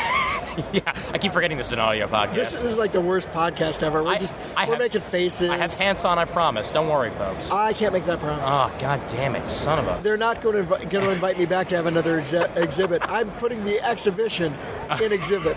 Nice. No. Well, we're funning you through the power of audio. And you were on display at the Wizard Worlds and all that before. Yeah. Right? I've done Wizard World. That used to be the Chicago Comic-Con. So I am going to have a lot of affection for that because it was my convention growing up. Right. But, by the same token, it really feels like C2E2 it has a lot of the same feeling of the New York Comic Con, which is I would great. agree. Yeah. And I think they came in and they did, the level of show that Wizard was a few years ago. Right. Because Wizard has kind of shifted its focus. Yeah, they're more of a pop culture show. Yeah, and this is just a great comic-centric show. Mm-hmm. And I mean, everybody's out in force, so I'm loving it. It's a wonderful show. And what's great is they brought literally everything that they started at New York Comic Con here. Right, They've got the podcast arena, they've got the stage, they've got the artist alley as big as it was, the webcomics pavilion. Right. And it's everything that I adore about the Javits Center. Only there's lights. Right. Yeah, I got to admit, I feel like we're doing commentary, and the camera should pan. We should have a camera panning around. And now Tiger Woods gets ready for a shot. I love all the high windows. I love seeing natural light in a convention center. Yeah. But the downside is it shows just how pasty we are. Well, my favorite thing is that at the end of the night, when they turn off the lights to tell everybody to get out of here, no one actually knows it's over because the light's still coming in. It's 6 o'clock. And you basically got to have people shoot people because, no, on top. Look, they're off now. Seriously, get the hell out of here at 7 o'clock. So are you going to be back next year? I will certainly hope so. Awesome. I certainly hope so. I mean, it's the same time next year, basically. It's only a week earlier. Oh, I didn't even know what the schedule was. I should probably... Yeah, it's posted in the program book. So, that's great. Yeah, I believe it's the 8th to the 11th, if memory serves. Okay. So around the same time, they're trying to, I guess, iron things out here on, like, the fluctuations of New York Comic Con until they finally found a time that worked for them. So cool. And then New York will settle into... I believe October. That's better than doing it in February. I agree. I loved the show, and I loved seeing New York for the first time when I went to that one, but it was so damn cold. Oh, God. But, I mean, it was cold here, too. It's not like I went, oh, my gosh, it's so much colder in New York. But this week is deceptive, though. This week is deceptive, though. I came in and it was 75, 80. I'm like, man, everything they said about Chicago was wrong. Oh, shit, the wind. It did turn on us. But, doing a show in February in Chicago or New York would just be unfun. Oh, no, So I'm glad to see we have one in the spring and one in the fall. Mm-hmm. Because I think both areas are kind of pretty temperate around that time. Definitely. It doesn't get bitter, at least. Yeah, and Reed has built a brand for themselves, officially Reed Pop now. That's awesome. All the collection of shows, the PAX East, New York Comic Con. They just bought a show in Singapore. C2E2, and I believe Book Expo is under that umbrella as well, all rebranded as Reed Pop as of this convention. So you and I are going to go to Reed Pop Singapore next year. I will be there, and I will not get caned. I'm going to try my best. I don't believe that. I think you're going to pay to be caned. All right, you obviously know me too well. Yes, miss, can I have another? That's Whoa. Ian. That's Ian. All right, so as Athena Voltaire, we're getting there. It's on the web for now. Oh, I feel like I've been apologizing. Honestly, we've had this discussion before about trying to get the book up and running, and what did they say about the definition of insanity? It's doing the same thing over and over and, expecting different results. Right. So I finally realized that trying to work on the book in my downtime was pretty much a futile gesture. Yeah. So I tried to rethink some things, and I saw... I'm part of a comic art blog called Comic Twart. Okay. We grew out of Twitter. It was Twitter art, hence Twart. Yes. So that's, I think it's comictwart.blogspot.com. Don't put it Comic Twat, that's something different. No, that's something different. Yeah. But I'm part of a collective art blog with a bunch of great artists, and one of them is Mitch Garrett. Mm-hmm. And Mitch and his creative partner, Scott Dillon, did a Kickstarter campaign for their awesome book, Johnny Recon. Cool. And I kind of asked Mitch how it works.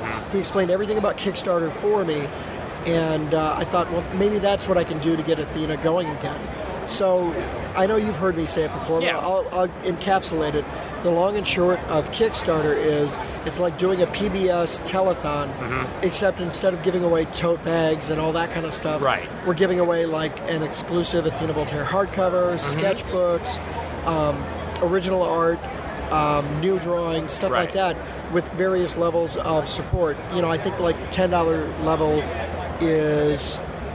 you get your name in the book, you get access to a behind-the-scenes blog, very cool, and you get PDF copies of the book. And we work all the way up to like $1,000 bid has a ton of stuff, and also 2 covers: the cover of the Athena Voltaire Black Coat one-shot, the Athena cover, and the Black Coat cover. So, you know, 2 covers. You get the hardcover, sketches, all kinds of other stuff that if it were not Sunday of the convention, I could probably rattle off. That's fine. However, right now in my head, I have you in a tux with a microphone going, well, we need your support. Please help us here on the PBS telethon. Exactly. And, you know, in our theater of the mind, we've got Brian Deemer and Chris Niesman and John Suntress all answering phones like a PBS pledge. Of course. And Chris Niesman is there draped over. He was answering calls earlier until he hit the bourbon. Oh, I totally see in our pretend scenario. I see Chris as like Jerry Lewis on like hour 30 of the telethon. You know, he's loosening his collar. Maybe he's about to croon a song. Because you know when Jerry got serious, he'd kind of do the crooning thing like he learned from Dino. I see Chris as kind of the Jerry and Brian Salazar as kind of the Dean. I don't know. I could see that. That's just me. I could definitely see that. And I guess Tom Caters would be Sinatra.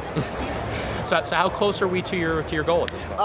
I think right now we're around $6,400 of $7,000. Oh, that's great. Although I got to put in the caveat, if we exceed our goal, if we exceed our goal, it doesn't mean like I'm going to be swimming naked through a bunch of money. No, we don't want to see that. No, nobody wants to see that.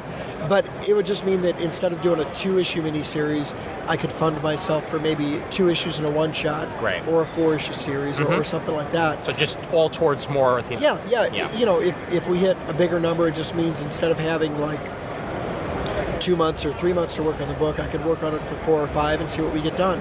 So it's pretty encouraging. Awesome. Can I give the website? Actually, yes, you can. I would prefer it if you did because there we go. You're kind of good with the spoken thing. I sound like a stuttering chimp. All right, here we go. In fact, not only that, but I'll kickstart the adventure. AthenaVoltaire.com. Eisner-nominated series Athena Voltaire is conducting a fundraising campaign on Kickstarter.com. Learn how you can help and get exclusive sketchbooks, hardcovers, original art, other things, and more in the process. I'll leave you up to imagination what other things are. Check it out at http:// you don't really need that, kck.st/BKER70. The letter O. The letter O, not the number O. By the way, at one point you were almost channeling Gilbert Gottfried. Thank you. I don't. God, you do that better than I want to hear you say Athena Voltaire, and I want to hear you say Affleck. Affleck! Athena Voltaire! You do that frighteningly well. See, that's why I want to go into the voice acting business, because apparently I have the chops. I think you do. Quite frankly. I think you do.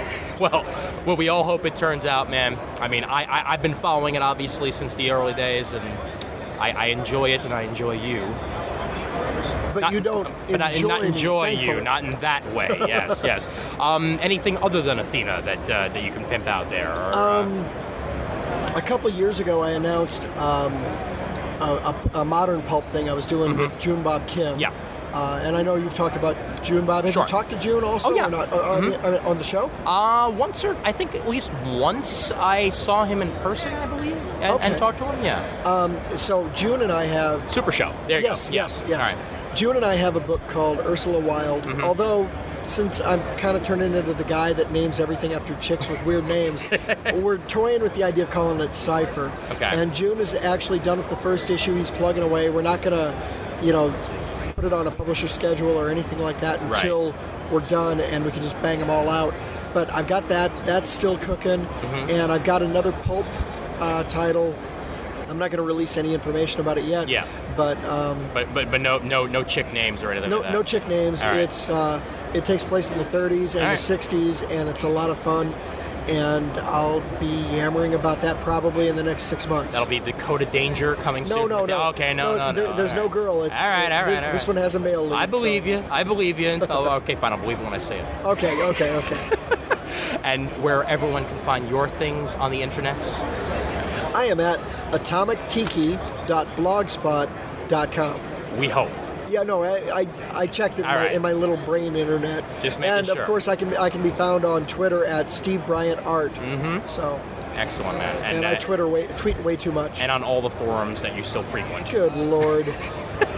Oh, I'm ubiquitous. It's frightening. You're everywhere. I'm not quite as ubiquitous as you are, though. You're everywhere. I'm touched, honestly. On the inside, I'm touched right now. On the outside, I'm touched right now. Now I'm scared. Okay, good to know. Well, quit touching yourself. Especially in person. Yes. Steve, always a pleasure, man. I hope everything works out with the Kickstart, and hope to see more Athena and all that jazz coming soon. Awesome. Thanks, Ian. All right, and enjoy the rest of your 5 hours or whatever's left here at C2E2. 3 hours even. Holy crap, it's 2:22. Less than that even. Oh, my God. 2.5 hours. 2.5 hours. Good enough. Let's make some sales. Sounds good. Good. All right, take it easy, and more from Comic Timer to come. All right, and we're back here at C2E2, and what C2E2, what convention would be complete without talking to some podcasters that I know, like this one that I found here for some reason. Sean Whalen, Raging Bullets. Hi, Sean. I was hiding under a table, and you found me, so... He saw me coming, and he ran. I know what the truth is. I was stuck behind here, though. There was nowhere to go. No, it was good to see you again. Good to see you as well. How's your weekend look? This has been really, for a first-time outing for a show, this has been really a fun show. Yeah. I like the layout. I like that everything's a little bit more spread out. It was very easy to circulate everywhere that you wanted to go. Right. It was for a first con. I thought the attendance was admirable. I thought we had some, especially Saturday. I thought Saturday had a really good show. Oh yeah. And I keep having to tell myself this is a starter con. It just has gotten started, so the buzz isn't really generated yet. The guest list was amazing. Oh, it's fantastic. The amount of panels and the diversity of the panels I thought was really great. Yeah. And just a lot of enthusiasm from the people that were there. Our tables got a lot of traffic. Good. For podcasts, Great. Both from creators who wanted to come on and do interviews across comics to listeners and showgoers. So it was really kind of great. Comparable foot traffic to New York? It's kind of hard to tell because New York, everything was so, everything's a lot tighter. Right. And I really liked the layout of this one. I would say we were busy all day long, every day. Good. I never had a time where there was downtime. Really. Yeah, I mean, I came by a couple times and there was always something going on. There was always a flow here. Right. Yeah. So the location they were very nice to us, and they gave us what I think is just a great location. Yeah. We were right across from the autograph area and right across from Artist Alley. So they were very nice to us, the podcasters, and kudos to them. You got to love the aisle space as well. I mean, even on Saturday when it was at its busiest, you could still get through the aisles. You could still get to wherever you needed to go. And I think it was good for the creators that were here because of our location. They knew we were here, and they were able to kind of easily get to us, to chat with us, and yet get back to the areas that they needed to be at the times that they did. So, it was one of those things where, I really enjoyed this con. I think it was a great con. For a first con, I'll definitely come back next year. Oh, which, sure. it's a no-brainer. It's not a question mark. It's an exclamation point. Right. So and that's a sign in and of itself. And it's good to see that they're stable on their show times. Next year is happening like a week before this one did, in the same time as April. So they're officially going to be that April con right at the beginning of the season, which is great.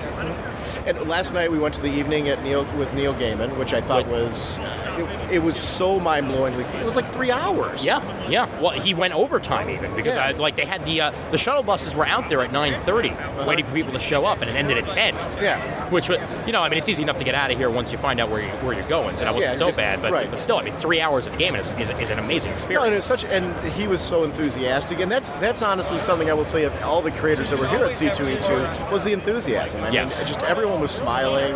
Everyone was very gracious.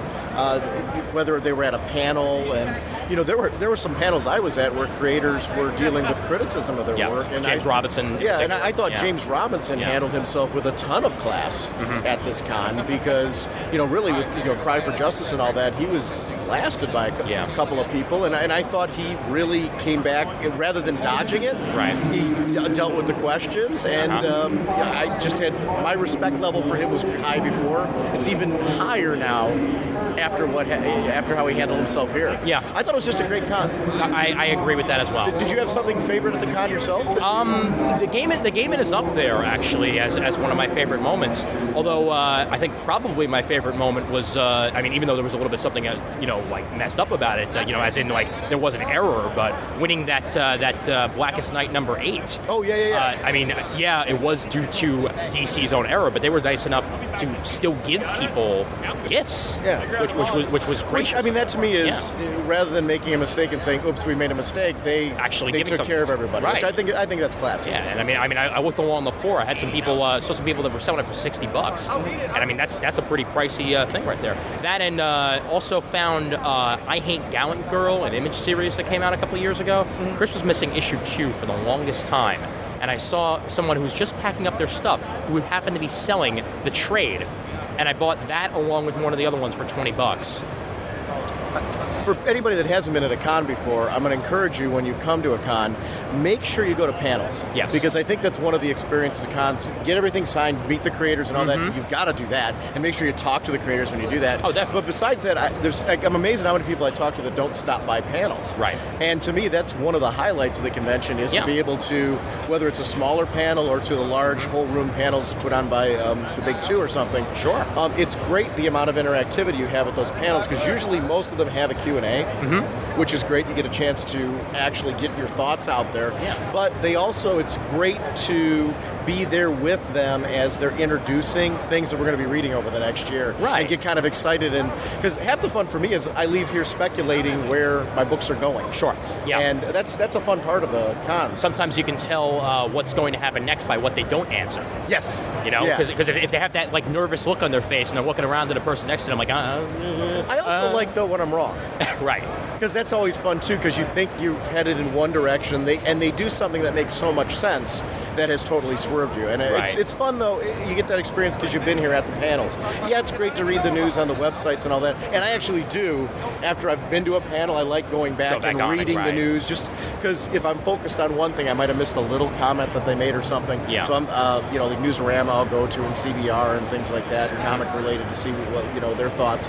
But it's fun to me when I'm at those panels to just get into the enthusiasm of the creators because you're actually there one-on-one with them. Right. Which is not one-on-one with them, but you're in a whole group with them. Yeah. Where you get to see them and how excited they are. Yeah, and you get to see them in their natural element, just mingling amongst fans, but people that are interested in their work and want to ask them questions. And that's a great thing to have. It really is. Do you have a favorite comic that's coming out in the next year that they've announced? Favorite comic that's coming out in the next year that they announced? Actually, Young Allies.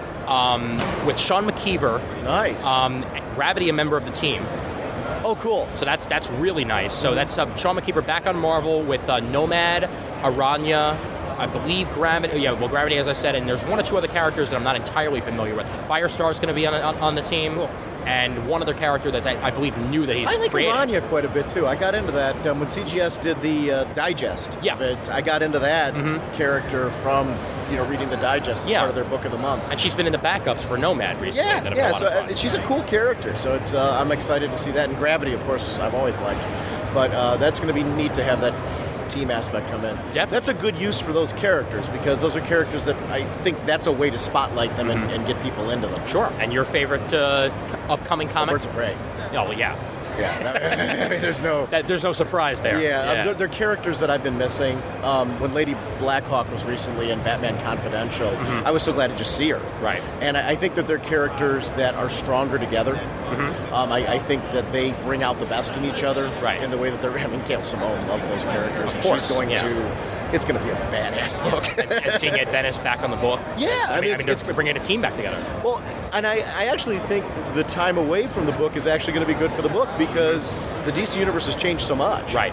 That I think that's just going to be a fabulous book to read. And I think Bennis' art style has actually improved since he was on Birds of Prey. Oh, I think so too. Yeah. And it'll be nice to see his more refined style on a book like Birds of Prey. And it's a Bat book now, which is interesting to see them reacting to the changing Bat universe. Right. Because so much has changed in that world. And I think it's all the more exciting because of it. Hawk and Dove really intrigued me. Yeah, I was going to say, it's a Bat book with a hawk. Yeah, there you go. Hey, I'll take any kind of hawk I can get. But it's, I think he is going to add a wild dynamic because there's some feisty women on that team. first male element introduced to Birds of Prey officially. Because, I mean, I know Nightwing was in on a few missions and back in the early and days. characters Savant, like that were in there, but you're right, officially being on... They were operatives for them, but they weren't, like, in your face officially on the team, and this is going to be interesting. I would agree with that as well.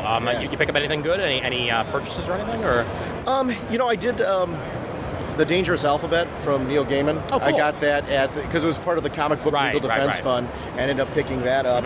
A lot of independents as we were going through. A lot of independent creators who we've chatted with here, actually. I got a lot of their materials that I'm actually interested to read as far as things that are new. I didn't, as far as shopping, I got a Doctor Who sonic screwdriver.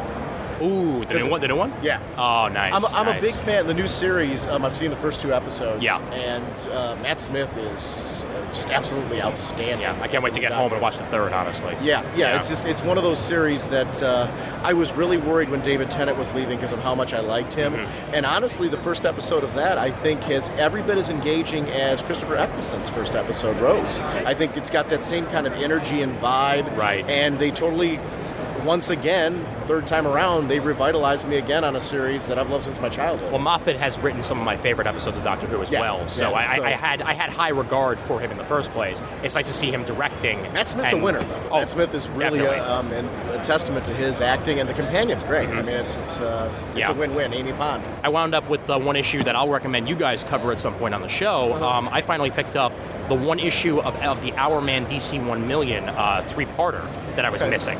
And DC 1 Million, the trade. I'd love to see you guys cover that at some point. That's DC one of Grant Morrison's early DC 1 Million works. I'd love to do. Yeah. I loved that series when it came out. And it was something that came out, obviously, before we were podcasting. Right. And I know Jim hasn't read it, so I would love to do DC. There's so many Well, of books course, I want to get to. Yeah. I mean, this will be 5 years from now, for all I know. But I mean, it's great because it's one of Grant Morrison's early crossovers that he did for DC. When we were talking with Peter Rios about that, we're going to be doing in the next couple of months with the relaunch of Green Arrow, I want to do Longbow Hunters by Mike Grell, because I think with so much with the direction they're heading into with Green Arrow, which is a book I'm very excited about right now. I think the relaunch of Green Arrow is going to be very cool. They're going to have to convince me a little bit because I'm a little bit more on the negative side when it came to the Holy Ann and Arsenal thing. But have you read the most recent issue? Not the most recent. No, I read the first part of the fall with Green Arrow. Read the most recent issue. It takes a major turn because of the cliffhanger at the last issue. I don't want to ruin it for you. That's fine. I'll just say that cliffhanger, the last issue, is very critical to where it's going. Okay. We only have one issue of the Arsenal that's out so far, though, right? Right. All right, yeah. Because that one, I'm more worried about that than I am anything else. Because after that first issue, it put me in a dark place a little bit. I'm hoping that Roy turns out on top once this is all said and done, and he's not back to that darker place that he was in DC Comics a while ago. But it's going to be tough. I think it's going to be real interesting. Something I talked about on our show that I think is interesting, and I don't know, this is a possibility that, and it's purely me wondering what if. Right. There's a guy running around with a white ring. Are the returns from the dead done? Well, Jeff Johns has been saying dead means dead at all the panels. Except they brought back a bird. You're right. Yeah. And and the other thing is, too, though, there is somebody... Did you read Brightest Day Zero? It's actually waiting for me at home. Okay. Yeah. I did read like about half the issue, though, so I know the basics. At the end of Blackest Night, number 8, Dead Man's running around with a white ring. Yes. And because he's running around with a white ring, it gives him the power of life. Yes. So, I don't know. I guess I'm kind of wondering, is Arsenal's daughter really permanently dead? I don't know. I mean, I'd rather him just go to that pit that Captain Boomerang Jr. wound up in and just bring him back for my sake. I don't see, you know what? The funny thing is with Digger back, I don't see that happening. Know. Which is a shame because he's still got that unresolved, he's Bart's half-brother. That was never resolved. Right. And I would have loved to have seen something with that, but that was a plot point that just went to the wayside. But and that happens, though. Yeah. You know? But and if they have a use for Captain Boomerang Jr., one of the great things is they can always bring him back. Yes, that is true. They can always bring him back. Not according to Jeff Johns. Dead means dead. That's what he said. When did he say dead means dead? They explained at the Green Lantern Flash panel when someone asked that if everyone who returned from the dead was because Necron willed it so, and Jeff's like, yeah, the door is closed on that now, if you believe him. I still am a firm believer that may be the way that they're heading for right now, temporarily. Right. But anytime you have a good story idea where it's worth bringing a character back, there's no way they're not going to say, hey, we got a moneymaker here. Yeah, come on. But we said dead is dead. So they're not going to do that. That's not good comics. Yeah, it doesn't... It's frickin' comic books. There's no such thing as dead means dead, okay? They might say it now, but not later. Yeah.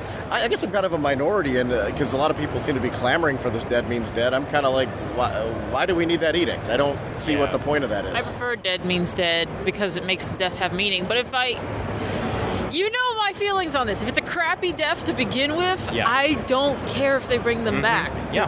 Well, that's why I was actually sort of torn when they brought Colossus back, because I thought that was a very powerful death that meant a lot for the X-Men. Astonishing X-Men was brilliant. It was great. I just think it could have been great without Colossus. And what happened with Kitty Pryde wouldn't have meant as much if Colossus wasn't back.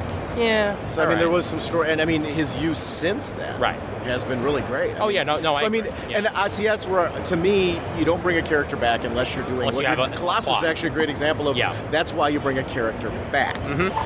On the other hand, there's been times where they brought characters back, and yes, it was for shock value, and it went nowhere. And I'm not a fan of shock value deaths. Right. I'm not a fan of shock value returns. Yes. Those are the ones where it's just these isolated moments, and there was no point to them. Right. Death should mean something. Yeah. You know, if you're going to kill a character, there should be long-term ramifications, and it should mean something to the character. I feel like Barry. Yeah. I'm like, Barry died so long ago, and the fact that his death is referenced in crappy Eddie Murphy movies. I don't know if you know about that. Yeah. No, that was great. Daddy Daycare. Right. Yeah. Agree? I have no idea what you guys are talking about. Exactly. And I usually don't agree blindly, especially with you two involved. Oh, this one you'll agree with. Agree? What the heck? I'll agree. Yay! What did I agree to? You think I'm going to tell you? Yeah. You agree that wrestlers with pants are goofy. Okay. Live with it, Jim. It happened.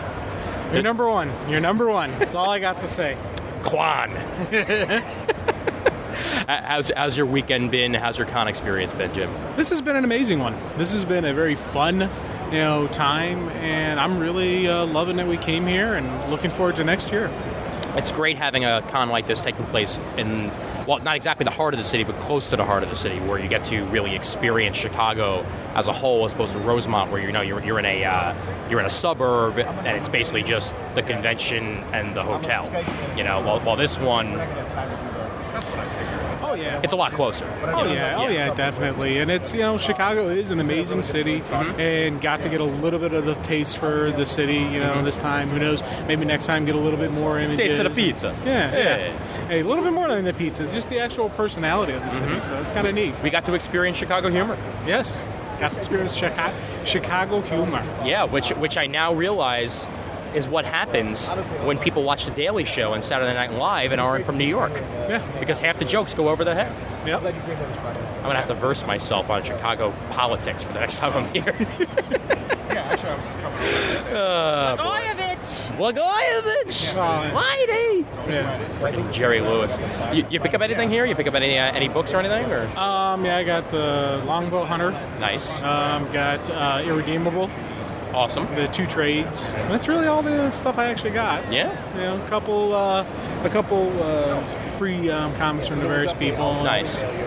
One independent that looks really, really good. It's Yisu Shin. Mm-hmm. It's about it's the feudal time. It's feudal Korea. It's the invasion by Japan. Oh, cool. Of Korea, and it's a historical fiction work. That is actually, I'm looking at it, it was beautiful red. Mm-hmm. The talking to the creator is very passionate about it, and it was just something I'm really looking forward to read. Cool. Awesome. Titan Books came over and chatted with us, and they have a Jim Lee book that's coming out. Mm-hmm. Really comprehensive, looking at his career, a lot of material that hasn't been published before, and it's going to go straight up through his upcoming Legion. Oh, very nice. It's going to be coming up. Nice. So it's going to be something that's going to be very current, very comprehensive for Jim Lee fans. It's TitanBooks.com, but they're also doing a lot of reprints of previously unseen before and unreprinted before Joe Simon and Jack Kirby material. Wow. Including they've got a 481 page, I think. Oh, wow. Book coming out that's going to be under $50. completely remastered artwork. That's fantastic. Just in the vein of like the Batman Illustrated by Neil Adams. You know how that was remastered? Right. That was published by DC, but this is being published by Titans Books, and it's material that for a lot of us, I'm getting very into Simon and Kirby by the reprints that DC's been doing lately. Titans now taking some of the characters that are lesser known from Simon and Kirby, and gathering all that material together, including unpublished material by them. Great. That, which to me, the historical aspect of that, especially that they're remastering it, and they have Simon involved in this. Oh, that's cool. So yeah, it's kind of cool. But their site, I was going through there, and TitanBooks.com has just a whole bunch of really cool stuff from a variety of different comics genres, and each of the books are crafted individually to the project. So it's not like they have one format; they change up the format in a way that fits. So the Jim Lee one is at the top of my list because I'm a big fan of Jim Lee's artwork, and I've enjoyed it throughout his career. And I'm also a big fan of artist studies, where we get to see where they were at the beginning and how they've grown along the way and why they've grown along the way. What was it about their history? And that's what this book's going to be all about, so it's very cool. Jim Lee, where are you now? Yeah, there you go. But did you hear about the Kirby one that they're working on, the animated universe that Kirby worked on? I don't even know when he worked on it, but what they're doing is they're taking these unused characters and they're going to be making comic books with them. I believe Alex Ross is involved with it, and possibly Robert Kirkman, if memory serves. And they're going to be just creating a whole universe out of something that wasn't actually there before, all based on these Kirby characters that never really had been realized before. And I think that's great. I mean, these were great character ideas at the time, and these characters, when they're reworked and modernized, the core concepts of the characters were so cool because of how visionary these creators were. So it'll be great to see those characters. And Kirkman, I love his stuff. So, anything that he's involved with, I'm going to check out just because he's involved with it. Invincible's fantastic. Walking Dead's great. Even the stuff that he's been doing for pilot season for Top Cow is really good. So. Jim, favorite moment of the con? Well, I just got out of the Superman panel, which is Superman up, and away, and talking about the future of Superman. And they ended the panel. They said, first off, before we show you this image, this is not an alternate Earth. This is not a dream sequence, and we will not answer any questions about it. And the image was Lois Lane pregnant. Whoa. They went there. Gotcha. I hate you. And how about that scene where you saw Bruce Wayne sitting in the diner in Superman Returns? Wasn't that amazing, you bastard? That was awesome. You saw me doing that, right? You knew I was doing that to you. You bastard. Actually, seriously, I just took part in an experiment that they're doing, and there's probably going to be more of it coming up in the future. Got him pregnant. No. It was Arnold Schwarzenegger. It was an artist. It was really an artist panel. They had a couple artists there with one of those projector images, and they were sketching Batman, and they were going through their process of drawing Batman and talking about the process of Batman. Very cool. And it was a very neat, interesting panel. Seeing, it was David Finch was there, Dustin Nguyen, Dustin Nguyen, Jim Calafiore, Rachel, an inker. Dodson? No, not Dodson. Buckman. Okay. She was there, and they were just going through and sketching out the Batman, and it was a really neat panel, just showing you up front, just as they're building it. Very cool. Definitely, they said this is going to be something that we're going to see in other cons. So getting the artists involved in the panels again. That sounds really, really fun. Yeah, definitely. They changed the Superman panel to that. Oh, well, darn. What do you guys think about the creative teams of Superman, the changes that are going on there? Paul Cornell, I don't know how familiar you guys are with I love Paul Cornell's work. I've loved him since he's been writing Doctor Who novels. Bernice Summerfield was an amazing character there. His Marvel work's been great. The Wisdom miniseries in particular, I really fantastic. enjoyed. But him taking over Superman, I think is going to be great. JMS. Is it JMS on Action Comics? Do I have that right, or am I reversing it? I think I'm reversing it. I think you're reversing it, yeah. JMS on Superman and Paul Cornell on Action Comics, because he's taking over for Guggenheim. Yes. I'm very excited for it's going to go on. And Sterling Gates and Jamal Igle on Supergirl, I think, has just been stellar. Yeah. That book is, and James Robinson at one of the panels I was at yesterday was just talking about how Sterling Gates has some amazingly cool things he's got planned for Supergirl post all of the new Krypton stuff. Right, so right. It's going to be great to see where that character goes. I'm looking forward to it. I've been enjoying the Superman books as they are right now with Rucka and with Robinson and all that. I'm very curious to see how they're going to build upon that and will really keep the books flowing, keep them interesting after this is all done. Because, I mean, yeah, you've had this storyline working now for, 2 years? Yeah. And it finally comes to fruition. What's Superman going to be like after this? It's going to be really interesting to see how it goes. Yeah, a couple of us stayed back after the thing was done to talk to Ian Sadler about the Superman, and we just throwing out general questions and comments and whatnot to him. And one of the things he did talk about was the War of Superman. He said that's just going to be this epic, unbelievable, pure action-packed battle sequence, and they're going to do stuff that we're not going to see coming. There's going to be a lot of whoa moments, and it's looking forward to seeing that. And I did ask him about Supergirl, and he's like, "Oh yeah, they love that creative team." I even specifically said, "I'm loving Jamal's work on it." Like, "Oh yeah, so are they." So it's a nice, cool thing seeing nice consistency going through there. And he really talked up JMS's stuff. He's like, "I've read his stuff. Nice. I know what he's going to do with this, and there's some amazing stuff coming down." Well, I'm looking forward to it. Most of JMS's stuff I've enjoyed in the past, so I'm sure it's going to be right up there with it, no question. Sean, you want to tell people real quick what's coming up on Raging Bullets? Well, we're doing our C2E2 shows right now. Yeah. Just a lot of recording from here. No idea why you'd be doing something like that. Yeah, exactly. A lot of talking about the DC panels, but more than just kind of regurgitating what we've been talking about here, it's talking about our speculation. What do we think these things that they've announced at the panel mean for the future? That, to me, is far more interesting. That's what we all talk about as we walk out of there anyway. Right. So that's the focus of the episodes. We have a 2-hour interview with Jamal Igle that we did prior to the con. Very cool. In lieu of doing one here, because we could get him on for a more extensive amount of time. Yeah. And we talk about Supergirl, his work, and his creative process on putting together the art. We focused heavily on issue 50, which was that double-sized one that he worked on, and somewhat on issue 51. But what it's been like to work with Sterling Gates, especially with now that he's been on Supergirl for so long. Right. How has his art style changed, and what does he love about the character? So that's very cool. Very awesome. And then JLA Avengers. We actually have the first part of that already in the can. That's going to be released after all the C2E2 stuff. So we did our first part of that. This is going to be big because we're going heavily into it, and with those being double-sized issues, our first part covers the first issue. your first Marvel Bullets. Yeah. Well, it's actually fun on our show because it's the first time we've casually talked about Marvel characters along, but this is our first time in the history of the show, we get to talk in depth about Marvel characters. And I love Marvel characters, so it's really great to have that opportunity to talk about what I enjoy so much about that universe as well. Well, very cool. I've got my own Jamal Igle interview from Super Show that'll eventually come out where I'm half horse and somewhat dead. So I'm sure yours will be a little bit more... You're half horse? Yes, I am. I'm actually bad horse, to be exact. But Sean, thanks for joining us here on Comic Timing, and enjoy your trip home. I hope it's nice and uneventful.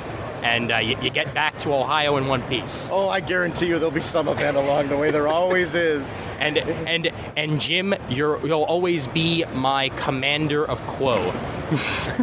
See you, man. Take it easy. What does that even mean? I don't know. You think I know? Snake, answer me! Snake!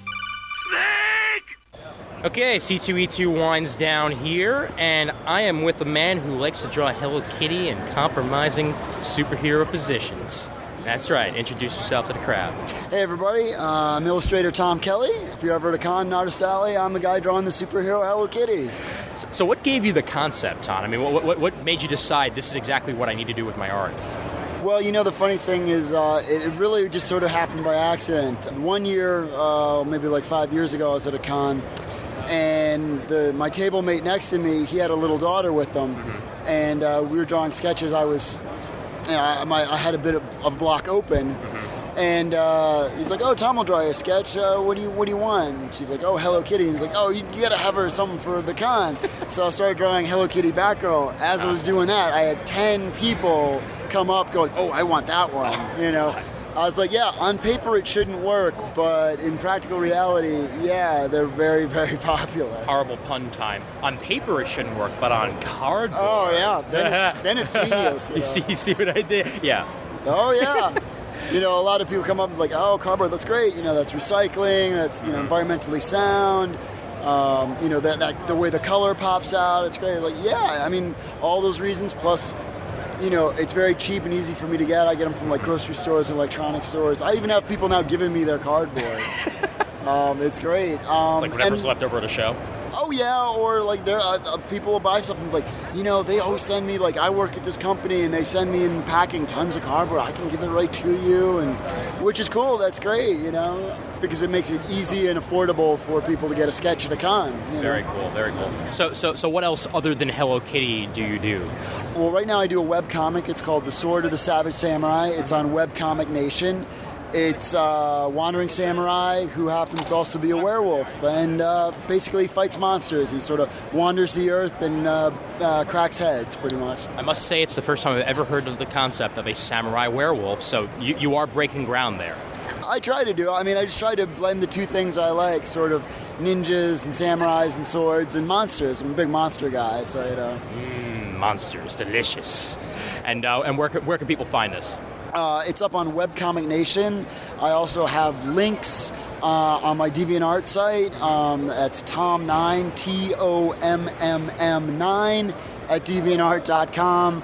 I also have a blog spot called Art Mercenary, which is a process blog. Oh, cool. That you can see how I make all my pages and illustrations and stuff. And Hello Kitty. Yes, and Hello Kitty. Well, thanks for joining us here, Tom, and I hope you enjoyed your weekend. Oh, yeah, it was a great time. I hope you guys enjoyed your weekend. It was mighty kick-ass, and I'm not just quoting a movie. All right. All right, and more from C2E2, maybe. All right, and as the con gets ready to close here, I'm here with X Factor writer Peter David. Peter, how'd you enjoy your weekend here in Chicago? It's been great. People have been uniformly friendly, polite, helpful. It's been really terrific here. I've had an absolutely great time in the Windy City. Fantastic, and I see you got a little bit of face paint there. Yeah, in the spirit of mutant solidarity, and also because we were about to have an X-Men panel, the nice gentleman over here painted an M on my face. Very, very cool, in solidarity of Mr. Multiple Man and his peeps. Right, to be at one with my character. Now with X Factor, a couple changes have happened in the past few months. They're back in New York. They're getting themselves more involved in the superhero community again. Yes. What made you decide to get them, I guess, back in the swing of things, as it were, get them back into the whole superhero mold? Truthfully, the concept was something that the new editor, Jody Leop, came up with. He said, what would you think of having them, become more entrenched in the Marvel Universe?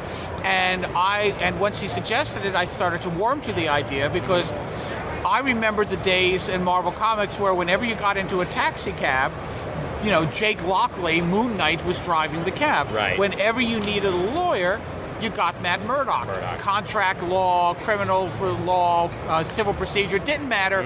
It was always Matt Murdock. Right. So I like the notion of X Factor becoming the go-to detective agency for the Marvel Universe. I mean, honestly, if another book wants to do a guest factor appearance where they're hired, that would be terrific with me. I would like to see that sort of visibility for the group. It would basically just increase their standing in the Marvel U. Yeah, yes, I absolutely think that it would. Here, let me let you get your stuff here. Okay. There you are. No problem. A couple other questions. One I didn't want to bring up at the panel, but I wanted to bring it to you. Sure. I think they should do something with the minority that they have in the mutant universe. Okay. That's not addressed. The huge minority, which is all the depowered mutants. They're not. You're the only one doing anything. Well, yeah, when we did the depowered mutant town, yeah. Yeah, they need to do something. I mean, because you got to. Well, keep in mind we've had depowered mutants hire X Factor. Yeah. I mean, whether other folks are going to do anything with it, I have absolutely no idea. And that's what I'm saying. They should, because that's I'm black. I can't stop being black. Right. There's no more blacks. And, right. Now I'm an ex. Oh my God! Don't give the Scarlet Witch ideas. Right. Exactly. But you know what I'm saying? That's a unique group that I have. Right. Now I'm thinking of Mel Brooks doing a version of the Marvel Universe, going, "No more Schwarzes," and immediately. Yeah. That was a good movie. Of which? Right, because I'm thinking about the Indians. Yeah. Schwarzes. They're darker than us. Yeah, I'm still watching. Boy, my mind's going to weird places at the end of the convention. Oh, boy. I'm watching History of the World, Part 1 again. Part 1. Yeah. And the other thing, Jews in space. Yeah. What's up with the next New Frontier? What you got? I'm working on it right now. Well, not right now. I'm talking to you guys, Right. but I'm working on it right now. It should be coming out the spring of next year. Okay, good. 'Cause you got the best captain of all. Thank you. I love your work on that. When you do the comics, when you do the novels, everything appreciate you do that. with it, Okay, so what Marvel superheroes can we expect to see in X Factor in the next couple of months you'd be willing to reveal? Okay, the Marvel superheroes, I really don't want to reveal any. I'd rather it be a surprise.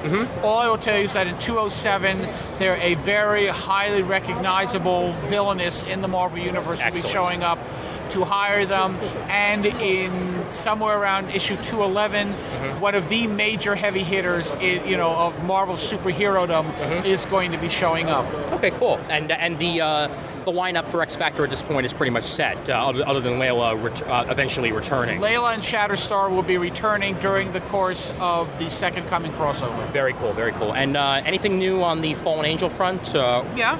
IDW Comics is collecting for the first time the entire DC run. Okay, cool. Because a lot of people have asked me over the years, when is DC going to collect the rest of Fallen Angel? And the answer is never, but all the rights have reverted to myself and Dave Lopez. Fantastic. So IDW snapped up the production materials and are putting out basically a Fallen Angel Omnibus Zero, which will have the entire DC run in one place for the first time. Great. And new materials somewhere down the line? Yes, absolutely. Okay. There's going to be another limited series called Return of the Sun. Okay. We just decided we're going to be doing it in series of limited series because it gives the artist J.K. Woodward, more time to breathe in terms of drawing the book. Oh, sure. And I'm happy to see J.K. remaining on the book because he gives the book such a wonderful feeling. Oh, absolutely. Yeah.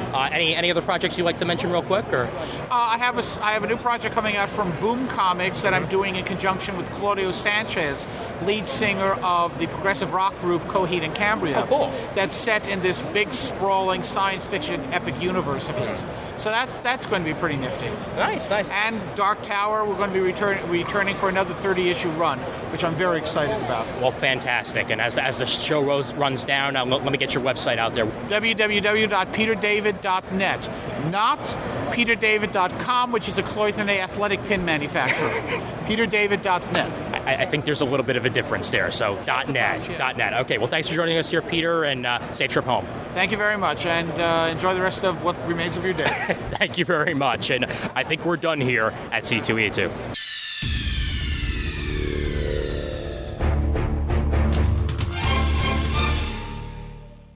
All right, hope you guys had a good time with the interviews, and hope you guys enjoyed everything that was said and done in this episode. Once again, we are sponsored by DCBS, Discount Comic Book Service. Make sure to use the promo code CT8 as you check out if you are a first-time user of the site, and you will get 8% off of your first order with DCBS. 8% off. Just think about that. 8% off. Almost pretty damn close to 10% off. But it's not 10%, it's 8%. But still, that's a really, really good deal. Discount Comic Book Service. Check it out. And our picks for the month, the Review Corner picks, are Superman number 701, written by J. Michael Straczynski with art by Eddie Barrows. This one's 40% off for $1.79, regular price of $2.99. X-Men number 1, written by Victor Gischler, penciled by Paco Medina. This one's 75% off for only 99 cents out of Marvel this month. And True Blood number 1 out of IDW is our indie pick. 50% off, only $1.99. This one is scripted by Alan Ball with writings by David Tishman of Bite Club and Maria Huner, and David Messina of Star Trek Countdown is on the art. And a lot more deals than that can be found at DCBS. I know Solar is 75% off this month for only 87 cents. Chew, the Omnivore Edition, Volume 1, 50% off for $17.49. American Vampire Volume 1 is only $12.49. So many good deals to be found at DCBS, and I hope you guys take advantage of that because they are a wonderful, wonderful company, and I'm so happy to have them as part of the Comic Timing family, and I'm happy to be part of their family too because they do a lot of great stuff for podcasts, not just this one, but for a bunch more. So check it out, DCBS. dcbservice.com, CT8, 8% off on your first order. And one more reminder, yet again, if you are not ordering Agents of Cult from PKD Media, there is something wrong with you, and you should have your head examined, because this is a really good deal that Sean Pryor is putting together this month, because not only do you get Agents of Cult, but if you pre-order it from the site, from DCBS, you will get a free head sketch by Andrew Charapar to go along with it. I highly recommend it. 72 pages of fun. If you like G.I. Joe and Flash Gordon, you're going to love Agents of Cult, and you should definitely give this a shot if you have room on your order. And even if you don't make room, because you're gonna be happy at the end. I know it's going to happen. So check it out. And support Sean Pryor. He's been on Comic Timing 405 times. I'm sure he'll be on 405 times more. And check out his podcast, too, at pkdmedia.com. And that's about all I have to say here. Once again, a reminder that 107 is going to be a review corner, and then after that, 108 will probably wind up being Iron Man 2 and Kick-Ass once we work out the kinks on when we're going to record that episode. Hoping to have Alec Berry on the episode as well, so we're working around his and Brent's schedule for that, and once we know exactly what's going to go on, we'll let you know, and 108 will be out there, and you'll be listening to it and hopefully enjoying it as much as I did. I just saw Iron Man 2 for the second time today, and ooh, it's so good, so good, so good. But I'll talk more about it later. And that's about it. So remember that the email address for Comic Timing is comictiming@gmail.com. Don't forget to check out the forums over at comicforums.com. Graciously hosted by the Comic Geek Speak guys over at comicgeekspeak.com. We're proud members of the Comics Podcast Network over at comicspodcast.com. And we're also members of the League of Comic Book Podcasts over at comicbooknoise.com/league. Please send us your iTunes reviews on iTunes. I know we got one back in, I believe, late March, so thank you very much for that. But come on, let us know what you think about the show. I know you're listening out there, and let me know what you think, positive or negative, about the show. Tell us we never come out. Tell us the release schedule is crazy. Tell us I say basically too often. I don't care. Just let people know what you think about the show, and that'll make me very, very happy. And it'll make Brent happy too. Probably. All right. It'll make him happy. And as always, there's always time for comics.